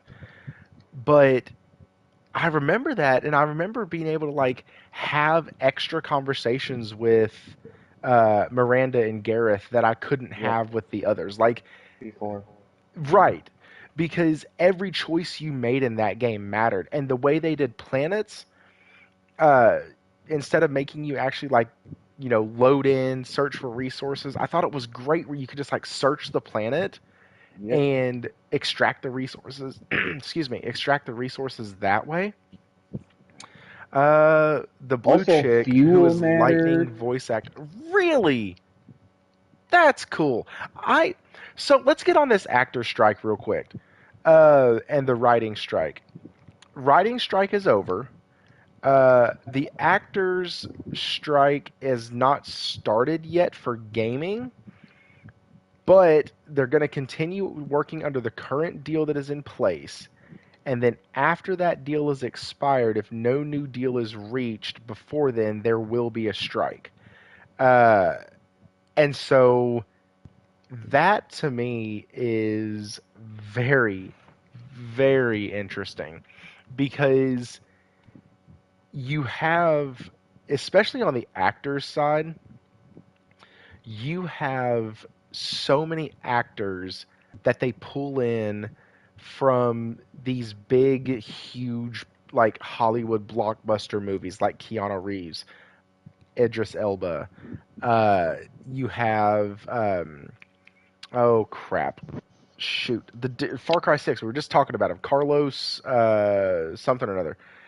Anyways, you have these big Hollywood actors that have been taking jobs that could have gone to other voice actors, right? People who are well known for doing voice work in all of these games that aren't big, huge celebrities. And so, on one end, I kind of hope that the Hollywood actors get told to, like, you know what, fuck off, like, go Well, that's away. a good question. I want to ask the chat real quick. If you guys could just answer whether you yes or no. Do you guys care if big Hollywood actors are part of games? Yes or no? Because I personally do not give a shit. It's all about how the character is written. Now, is it cool? Yeah, it's cool to have Keanu Reeves and Idris Elba in Cyberpunk, but it's not necessary.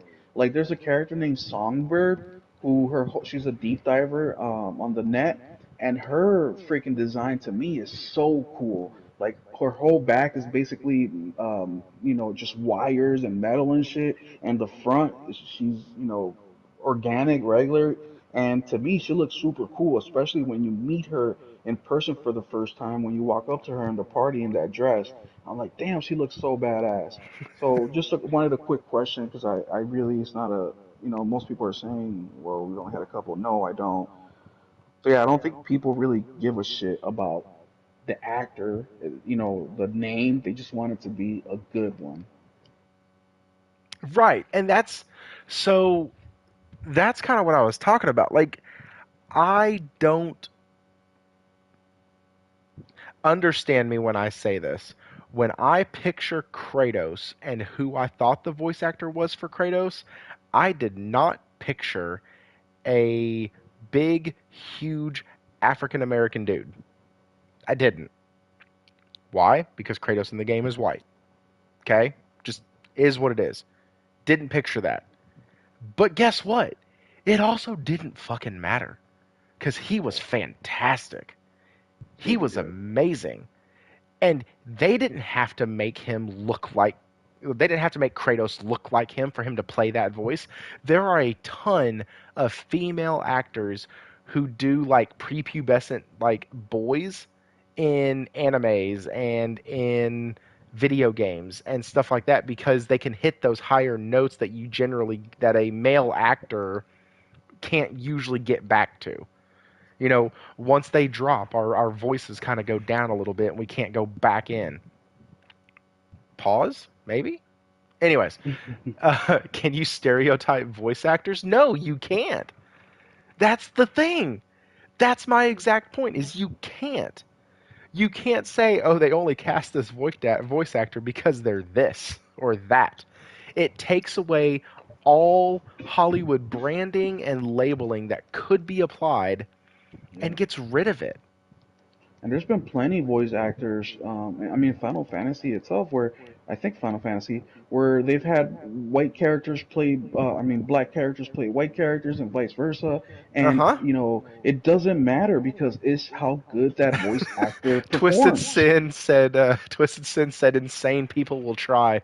Yes, yes, they Bro, they will. do it all the time. Because everything has to be a big story. Like, okay, yes, so tonight we covered a little bit of bullshit, right? We covered stuff that is like supposedly big headlines, big this and big that, and it turns out non-stories.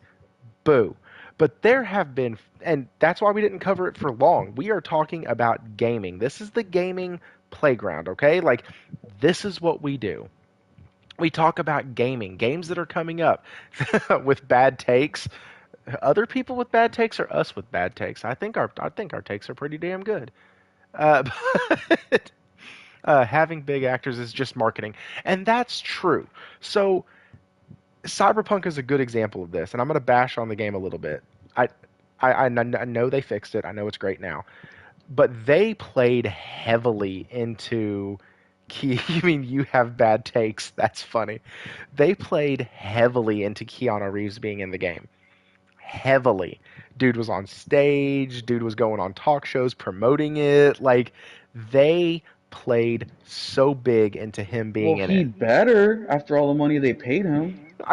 Yes, that's the other problem. And here's the real crux of it, okay? These actors request a shit ton of money to do anything, Oh, especially big name yeah. actors. Hell yeah, I would too. And Keanu Reeves is probably one of the guys who you could get for kind of He's cheap the because he thought nicest, it was bro. fun. Yeah, 'cause he's, yep, exactly. He was stoked to be in a video game. Like, that's awesome. Yeah, I love Nicolas him. But, Cage probably came on for pretty cheap oh yeah, to be the but vampire because he was so excited about it. yeah, fuck yeah. And like, But yes, so Hero just said it.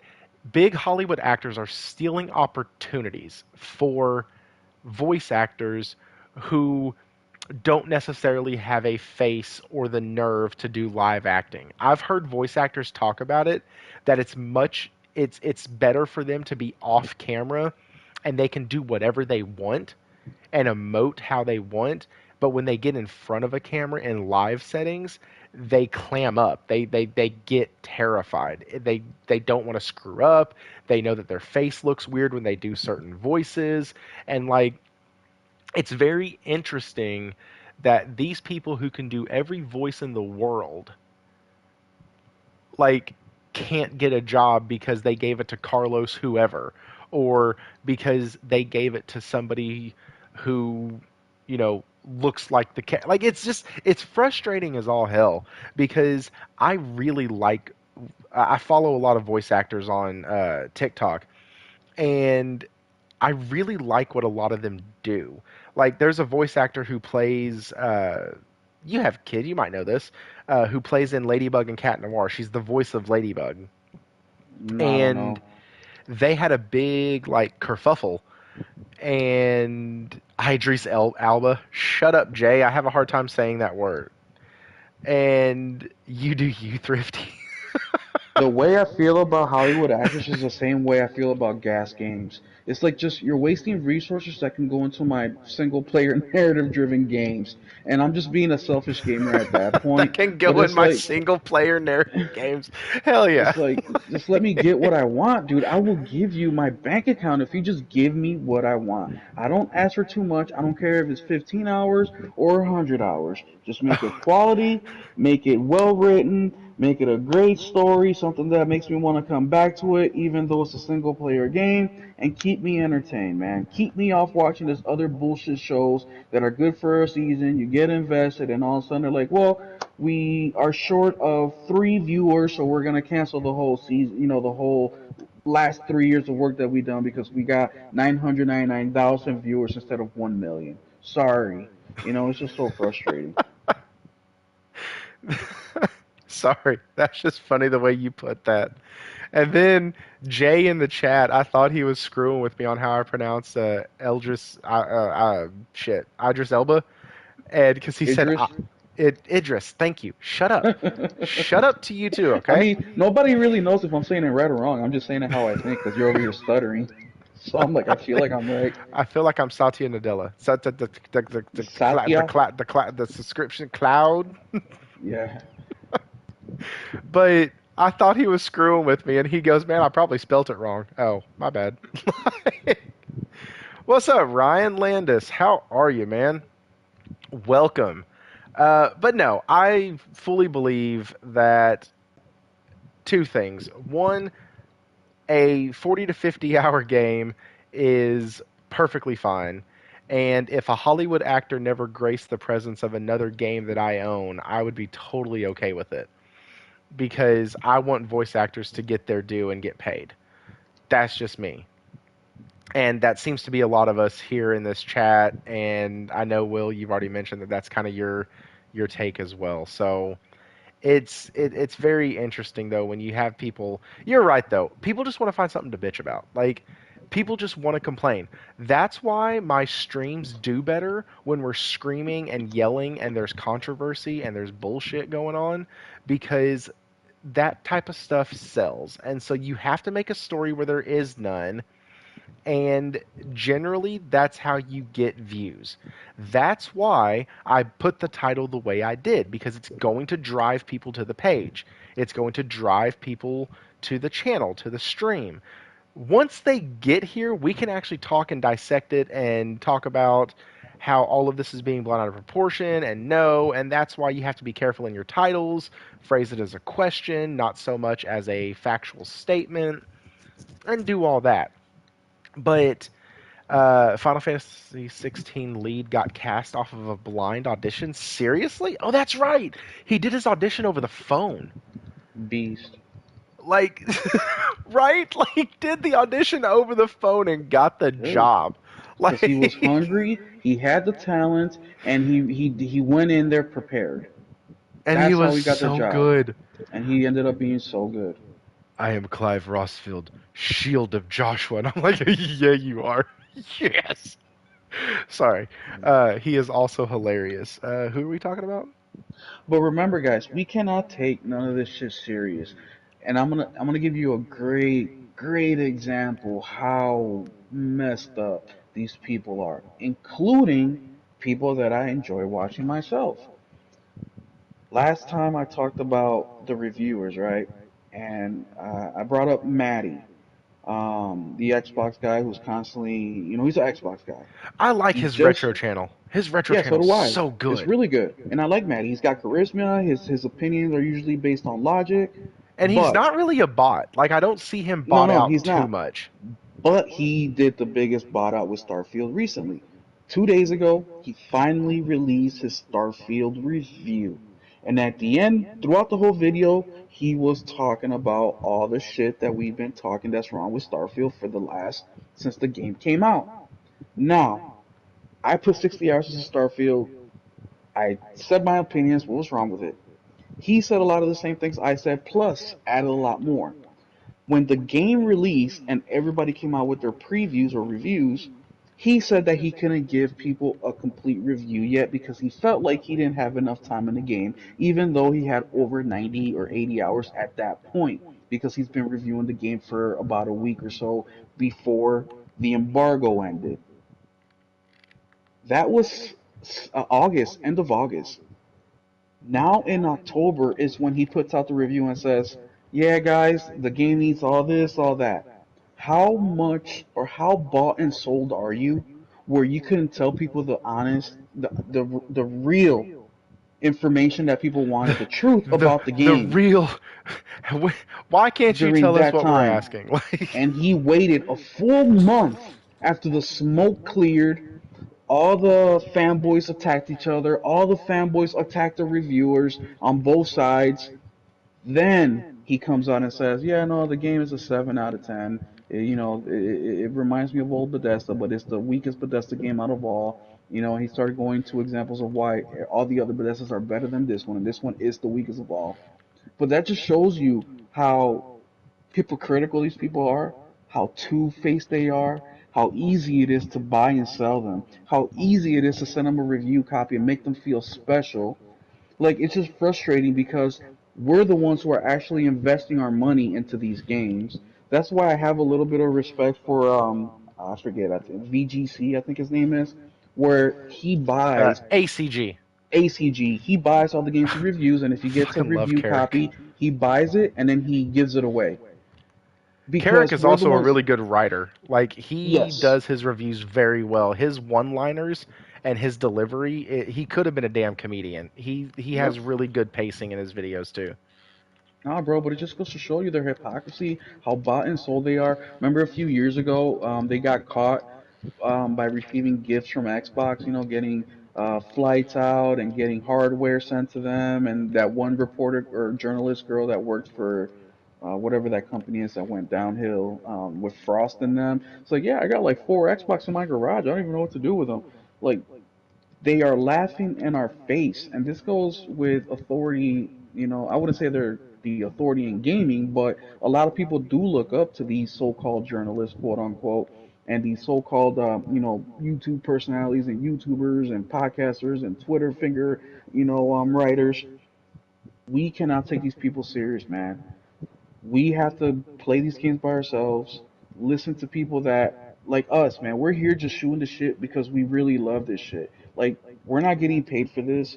We're just having a good time with you guys. We're going back and forth. Me and Thrifty agree on some things. We disagree on others, but we're having a great time overall, and we're giving each other some good points of why I think that Cyberpunk is good and why he thinks The Witcher is good, and the I reasons that like how we you hate it. pulled that back into Cyberpunk. That's fucking hilarious. Bro, the game is We're fucking beasty. you remind me of that dude that was he guessed on, actually no you don't, that's super mean and I'm not going to say that, but just like the one more thing, and he would repeat what he had already said like 3 or 4 times, and you're like, Yeah, yeah, yeah. everything you get back, everything you bring in is like, and Cyberpunk. Dude, I'm telling you guys. Like I said earlier, at the beginning of the podcast, if you're Also, the I just found my guy, first glitch in Horizon Forbidden West.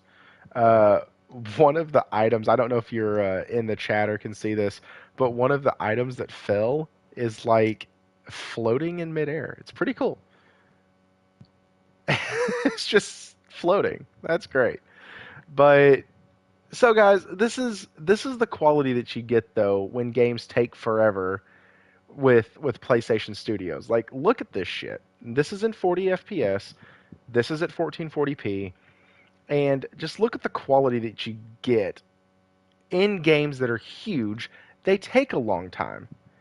If you like, if you think about it, this is a game that gave us quality and depth and massive, massive, massive open world map.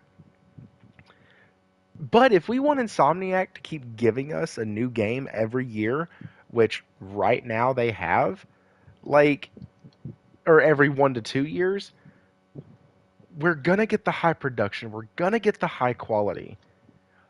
But we're also going to have to understand that those games are going to come out at about a 20 to 50 hour clip, depending on how fast you play. And that should be okay. I don't play games to get. I don't play games for life, right? I was listening to something earlier on games as a service, and I remember who I was listening to or what I was watching. It was a YouTube video, but they were talking about how games as a service is so hard to crack into because there's not really going to be another Fortnite right now. And the market is, oh, it was Game Cross. The market is so tight right now on where gamers can spend their money and their time that a, a game has to come out just at the right time, just at the right moment to click with just the right audience. Fortnite did that. Genshin Impact did. Is Genshin the best quality like game I've ever seen? Nope. But my kid has 200 hours in that thing. Like he what is Genshin abs. Impact? Is that like a MMOR or It's a MMO. No, it is. It can be, but it is an online game. It is a live service game through and through. It's a gotcha title, and there's not really a multiplayer aspect to it, but you get to control a party of 4 people. You can go online and you can invite people to your game, so you can have a party aspect, but you absolutely don't need it. Uh, it does help when you're taking down bosses, trying to get special items and things like that. But the game is just a 100% time sink, and it's almost, I'd say it looks a little better than Tears of the Kingdom. They've done a lot of stuff with it. They've done a lot with the graphics. Imagine like a Tears of the Kingdom, a little bit better on the graphics side and at 60 FPS. Uh, but it's kind of that aspect: dungeons, walk around, open world. People are like, your enemies are actually on the map. It's really cool. My kid loves it. I played it with him for about 60 hours and I was done because I don't like games that require me to log in every day to get the daily bonus or the daily bullshit. I play 2 games on my mobile device. One of them is a stupid little hero builder called Tap Heroes, and or Tap Force, sorry. And the other one is the college version of Retro Bowl. because that game is just fucking awesome. And one of those games requires me to log in every day. And it irks me every time, but I've been playing it for like 3 years now. But games that make you log in or you miss it are just bother me. Now, for my kid that doesn't have a life outside of this home yet, like, it's perfect for him. He can sink as much time into it as he wants. The studio for Genshin has taken off. They even have Honkai Star Rail coming to PS this month. Yeah, I don't always want long-term relationship. No kidding. I Hey, don't want. Go ahead. is it true that that one game is coming to PlayStation Plus day one? Honkai. That no, that it looks like a Minecraft game, but it's destruction Oh, where the Roblox. everything. Yeah. No, not Roblox. It's like a $30 or $40 game, and basically everything is destructible. It looks like kind of like Minecraft a little bit, like Legos a little bit. Ah, damn, what's it? Launchpad? No, damn it, I forget the name, but I heard that it's coming to PlayStation Plus day one, as well as Game Pass day one, in the next couple of weeks or so. Damn, what the Huh. hell's the name of it? I don't know.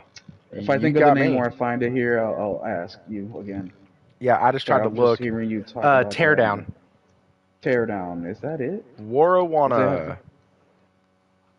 When logging on for rewards Teardown? is your Yeah, reason for playing a game. Yeah, and that's my thing. Like the Minecraft looking game. yeah, Minecraft looking When he game. won't read chat at Josh. What did Josh say it too? I'm sorry, Josh. I'm slipping. It's a physics-based game. Teardown. Taking off Honkai. Okay. Let's see. When logging in for rewards, when he won't read chat. Shut up, y'all. Actually, don't. I love how interactive y'all are tonight. Uh, Guys, this has been really awesome. Uh, let's ask this. Outside of Spider Man, what game are you really looking forward to? In chat, let us know. What game are you really looking forward to after the month of October ends? Like, what's your title? Will, what do you got? RoboCop. RoboCop. You and Angry Joe will be sitting there, the only two playing that game. I And the only swear to God. reason is because I'm in what Final Fantasy 7, whatever. I don't really like those games. So God. what's Just when you after think that? somebody has taste in games, you talk about that. No, dude, it's just I don't like the whole turn-based slash action slash like I don't, and the story isn't good enough for me to. I don't know. I just don't. Maybe What? the graphics are so good that make me want to keep playing it, The, but I don't think so. the, the story isn't good enough. I just can't relate, bro. Wow. And I'm a Okay. soldier myself. I'm a veteran myself. I can't relate to Cloud. He's unrelatable as far as that aspect goes. Some of the characters are weird. Josh just said disrespect to you. Good, because what I'm saying, I hope it's disrespectful, and it hurts. I just don't like it, man. I see Foam Stars and Final Fantasy VII like same thing. Like not the same game, but like same quality, like same Damn. like I see it like yeah, like it's just the middle of the mall, like eh. Damn. That's painful. I disagree with you on that, but that's okay.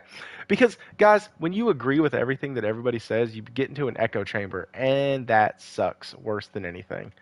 Thank you, Because, Warwanda. And did you just they call him Warawanda? no, well, no, Warwana. Yeah. Looking for, or I'm sorry, Ryan Lands. He's the one that I want wants the RoboCop game RoboCop too. game too, yeah. Hey, Oh, Warwan, dude. This is something I realized. I'm sorry to cut you off. I'll say this and I'll shut up. If I hear one more time about how Call of Duty is bullshit, how they do the same shit over and over again, how they just do. all the shit you guys talk about They do. every single year. I have about 25 friends on PlayStation, or maybe close, yeah, about 25 friends. I'm at this main page here at the storefront for Call of Duty Modern Warfare 3. Friends who pre-ordered 16. More than half my friend list on PlayStation have pre-ordered Modern Warfare 3. We have talked about how we're the ones who are causing problems to the game industry by pre-ordering these bullshit games that are coming out broken and missing and incomplete. We're talking about how expensive they are, and we're talking about how they do the same shit over and over and over again, but yet 16 of my friends have this fucking game pre-ordered. And this game, this number of 16, didn't just come about today. I just remembered it again today. But this number has been up there for a month. Disgusting. This is what I'm talking about, guys. So if you have a friend who has this game pre-ordered, talking about, oh, I want to support the developers, now Hey, you Wara, know. please stay in the chat. We like you. We like And you. we do. But no, you just reminded me. You just reminded me. And like I said, you're not on my friends list, but you should add me, by the way, because I will be getting Modern Warfare 3. I'm just not pre-ordering it, and I'm going to wait till they have the huge sale when it goes from 70 to 60, like they do, because they never go below like $50, no matter how old Call of Duty is. But eventually I will get it because I love playing the story. And even though it's just a 6 hour campaign, to me it's worth it because there's no quality that is better than Call of Duty. The shooting, I don't know any other game that is better than Call of Duty. As much crap as people want to talk about, there is no better quality single player campaign shooting. I mean, graphics, mechanics than Call of Duty. There just isn't, in my opinion. Now, I don't play the co-op aspect of it. That's why people may say that I'm stupid for spending that kind of money on a game that I'm just gonna play, a total of 15, maybe 20 hours if I replay the campaign. But to me, that's worth it. So going back to, the cost of games and the amount of hours, I'm willing to pay $70 for Call of Duty because the quality is impeccable to me. And yes, the campaigns are super short, and I wish they were closer to 15, 20 hours, but I know I'm asking for too much. But this is one of the games that I wish that they just released it, DLC or a campaign or expansion to the story every 6 months and charge $50 for it, and I would buy it absolutely just because the quality is so good. As long as you know you're gonna overpay for it. That's that's the thing. Well, to me, Like, it's not overpaying. To me, it's a fair price because I'm getting. What other game has that quality? Red, Final Fantasy VII? yes. Get the better game. Like, No. See, and then and real or seriousness, how many hours is this new Final Fantasy going to be? It's going to be crazy, right? It's going to be a big ass game, it's gonna be a massive ass game. right? So to me, I don't see the value in that, even though that I know I'm probably going to get over 100, maybe even over 120 hours into the game if you start to trophy hunt and whatever and get and find, all the little details. But to me, it's not worth it. Call of Duty, 6 hours for the campaign only, is worth it to me. So How it ain't about. Go ahead, Ricky. how can okay, so and this is something that we disagree on a little bit. How can you say that it's worth it when it's mainly the multiplayer that people buy those for? The campaign has been all but forgotten in their uh, most recent titles. Not true. Modern Uh, Warfare 2 was pretty good. The Modern Warfare. story was pretty good. Okay, I'm not a Call of Duty head, so forgive me. Modern Warfare 2 was a basically a remake of Modern Warfare 2, right? No, it's a it's a whole new. It's Okay, it's so it's a Modern sequel to Warfare Modern 1. Warfare 2018. Okay, okay. And after For 18, Cold War came out, then Vanguard came out, then Modern Vanguard was terrible. Warfare 2. Yeah, Vanguard, the story sucked ass. Um, uh, Vanguard, but look, what other game? Battlefield? But Battlefield doesn't even do campaigns. I wish Battlefield I was can invest terrible. my money in Battlefield. I actually prefer Battlefield, but they have no campaign, and they haven't had campaign in a while. The last campaign that they had was kind of like how Vanguard was, where it got broken up in chapters. Basically, there was like four chapters, and the best chapter in that was the one where you're playing as the tank commander of the German army. And I mean, it was very emotional. It was like it was a really good chapter, and I play that chapter all the time on Battlefield 5. But I'm not a co-op, I'm not a multiplayer gamer unless it's something like The Ascent. I have a great time because there's a story, there's missions, like there's cool shit to do, which I played with Thrifty and Nelson, and I had a great time with that. But regular like battle royale type of deal, or like team versus team, or capture the flag, shit like that doesn't interest me. I can, if I really want to play those games, of course Call of Duty will be my choice. I'm thinking, but any game that does that, I would be okay So, with. how about this? What game are you really looking forward to that's not RoboCop. coming out? RoboCop. Okay. And whatever other PlayStation first party game. So like Stellar Blade, but we don't know if that's coming. Ronin game, Phantom Blade. Yeah, those games I'm really looking forward to. Okay. But they have no Helldivers. I'm looking forward to. So I can play with you guys if you guys end up getting it, which I think you said you are gonna get, right? Oh, yeah. So Helldivers yeah, is yeah, for $30 or $40 or whatever it is. 40 bucks. I, Yeah. I'm not going to pass that up, man. It's going to be in my house, especially as a third person shooter. I have no problem playing that. But I'm for actually me, looking forward to Alan Wake as well, but I will not be buying it because they're not dropping it physically. And not because physically isn't the main yeah. reason, it's 90% of my reason.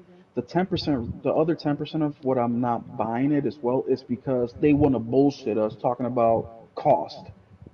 Dude, a Blu-ray disc is 75 cents, a dollar if you buy it in bulk. I get that, okay? It can be expensive. But don't try to give us that bullshit reasoning of why you're not going to do it. Just be straight up. I respect honesty. So if you say, look, guys, we don't want to do it physically because we just don't see the value in it, or you guys are going to buy it digitally anyways, or 90% of sales are digitally, that's why we're not going to do it. Just don't give me a bullshit reason of why you're not going to when Resident Evil, which by the way, I said I'm not looking forward to it, but I'm still gonna buy it. I'm still gonna try it. They're putting it out on 2 discs, so don't give me that shit. Dude, okay, do you have a VR too? I do. Okay, there is a game that just came out. So combine what I said a couple weeks ago about uh, really wanting to get uh, the VR2 because of Ghostbusters. I think that game looks freaking fun Yep. as hell. Dude, I just But asked Nelson, and he's like, I'm not gonna fix my VR till like next year. So I'm like, fuck, I really I want somebody to know, play that with. Do you have one? but I don't. I don't. Oh man. Wait, But aren't you buying the portable? maybe I've. Oh, cancel that shit. Get the VR, man. Br- okay, one is 500, one is 200. You're Like halfway there. I'm halfway there. Yeah, dude, you're halfway there. Oh man, that's Dude, the funny. the Horizon bundle is at 500 bucks right now. That's a great deal. I know there's a store in my hometown that has it for like 300. It's 399 is or 299 What? is what they're selling it for. It's Dude, that's used. cheap. It's Um, still cheap. but so living on a prayer. That's right. So Living on a prayer. here's the other thing though. They've released. I got to stay true to my word. I'm going to get a VR2 probably sometime next year because they just released or just announced rather Wingman is coming to VR2. Wingman's And already out. is it? Oh, that's Yeah, so it cool. came out yesterday. God, It's I actually hope right Jez here puts on up the some gameplay for PlayStation. that. I was gonna buy it, but I'm waiting for the other one that's coming out. It's called. Ah, sheesh. Yeah, but Wingman came out yesterday. They dropped a trailer on PlayStation on YouTube. But the other, See, it's called Aces of Thunder. learn how to I be think that thrifty, one right? looks a little bit. It looks a little bit cooler to me. What is it called? Wingman. Here, Wingman. it's right here. Wingman. It still looks a little like last gen to me, but I don't Well, know. it I'm is a just last gen basing game it. from what I understand. Oh, well, yeah. It's a Well, it's upgraded. rated at 2.94 on the PlayStation Store, so it's not getting Ouch. very many good It's not. reviews or ratings. But that has me really interested. I think VR is going to end up taking off. Jim Ryan said as much. Said that they have several games planned starting in the next quarter or starting in the next fiscal year. So we know that whatever they've announced so far, from them at least, is what we're getting. Uh, and so we have another cycle coming in soon. But Final Fantasy VII Rebirth, I might actually just put a stream on and just do like a let's play stream of it without me talking at all because I absolutely love that game. Um, but that Helldivers and then dear God, I want Stellar Blades so bad. I think that that game that would be one of the games that if I find out it got into development hell and never got back out, that is a game that I would be super disappointed about, right? Like, just because I'm very excited to see it. Dude, I At, just counted here real fast on the PSVR 2 PlayStation Store. There's over 150 games here, and 30 of them are announced, meaning that they're not released or they've been announced. So you have over 120 VR games that are available, such as Hellsweeper VR that just came out last week. Your Wingman game just came out yesterday. That's not even including the Switchbacks and the Horizons and the Saints and Sinners. Ghostbusters comes out next week, I believe it is, or sometime this month. Firewall Ultra is coming out or came out already. Then you also have that other military shooter that's coming out in the next, I think, next month. So I mean, there is a lot of quality in VR, and I agree with you, Thrifty. I think it's only going to get bigger and bigger and bigger, and I think people just don't realize how many games are on there because why would you be looking if you don't have one? and I think it will get to the point where VR is um, it's no longer just a peripheral that people just bypass. It's gonna be one of those things where like, oh crap, I need to get that. Um, Hmm. all right, well guys, that is gonna have to be the end of the stream. I am on call this week, and I actually just got another call, so I am going to have to take this. Y'all have a wonderful night. Check Will out on Twitter. Will, what's your Twitter handle and what is your PSN if you want to give that out? Will 777JP. Will 777JP on both. Yeah, guys, add me on PlayStation, introduce me to a game that I've never played before or a game that I think is ass, and try to convince me. The best way to do that is by playing it. So, all you Resident Evil fans that took offense, I'm right here. I'm open to get my mind changed. The other thing that I want to let y'all know, if you add me as a friend, Thrifty PS underscore GR on PlayStation, there's a spot in there where you can send a message.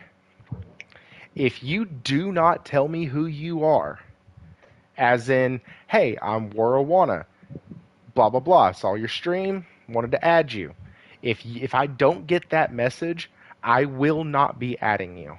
So if a couple of y'all have sent me requests and stuff like that, just know that's why you're not on my friends list yet because I probably don't know it's you. With that being said, guys, Thrifty PSGR on Twitter, and guys, that's it. That's it for the show. Thank y'all for stopping by, and as always, stay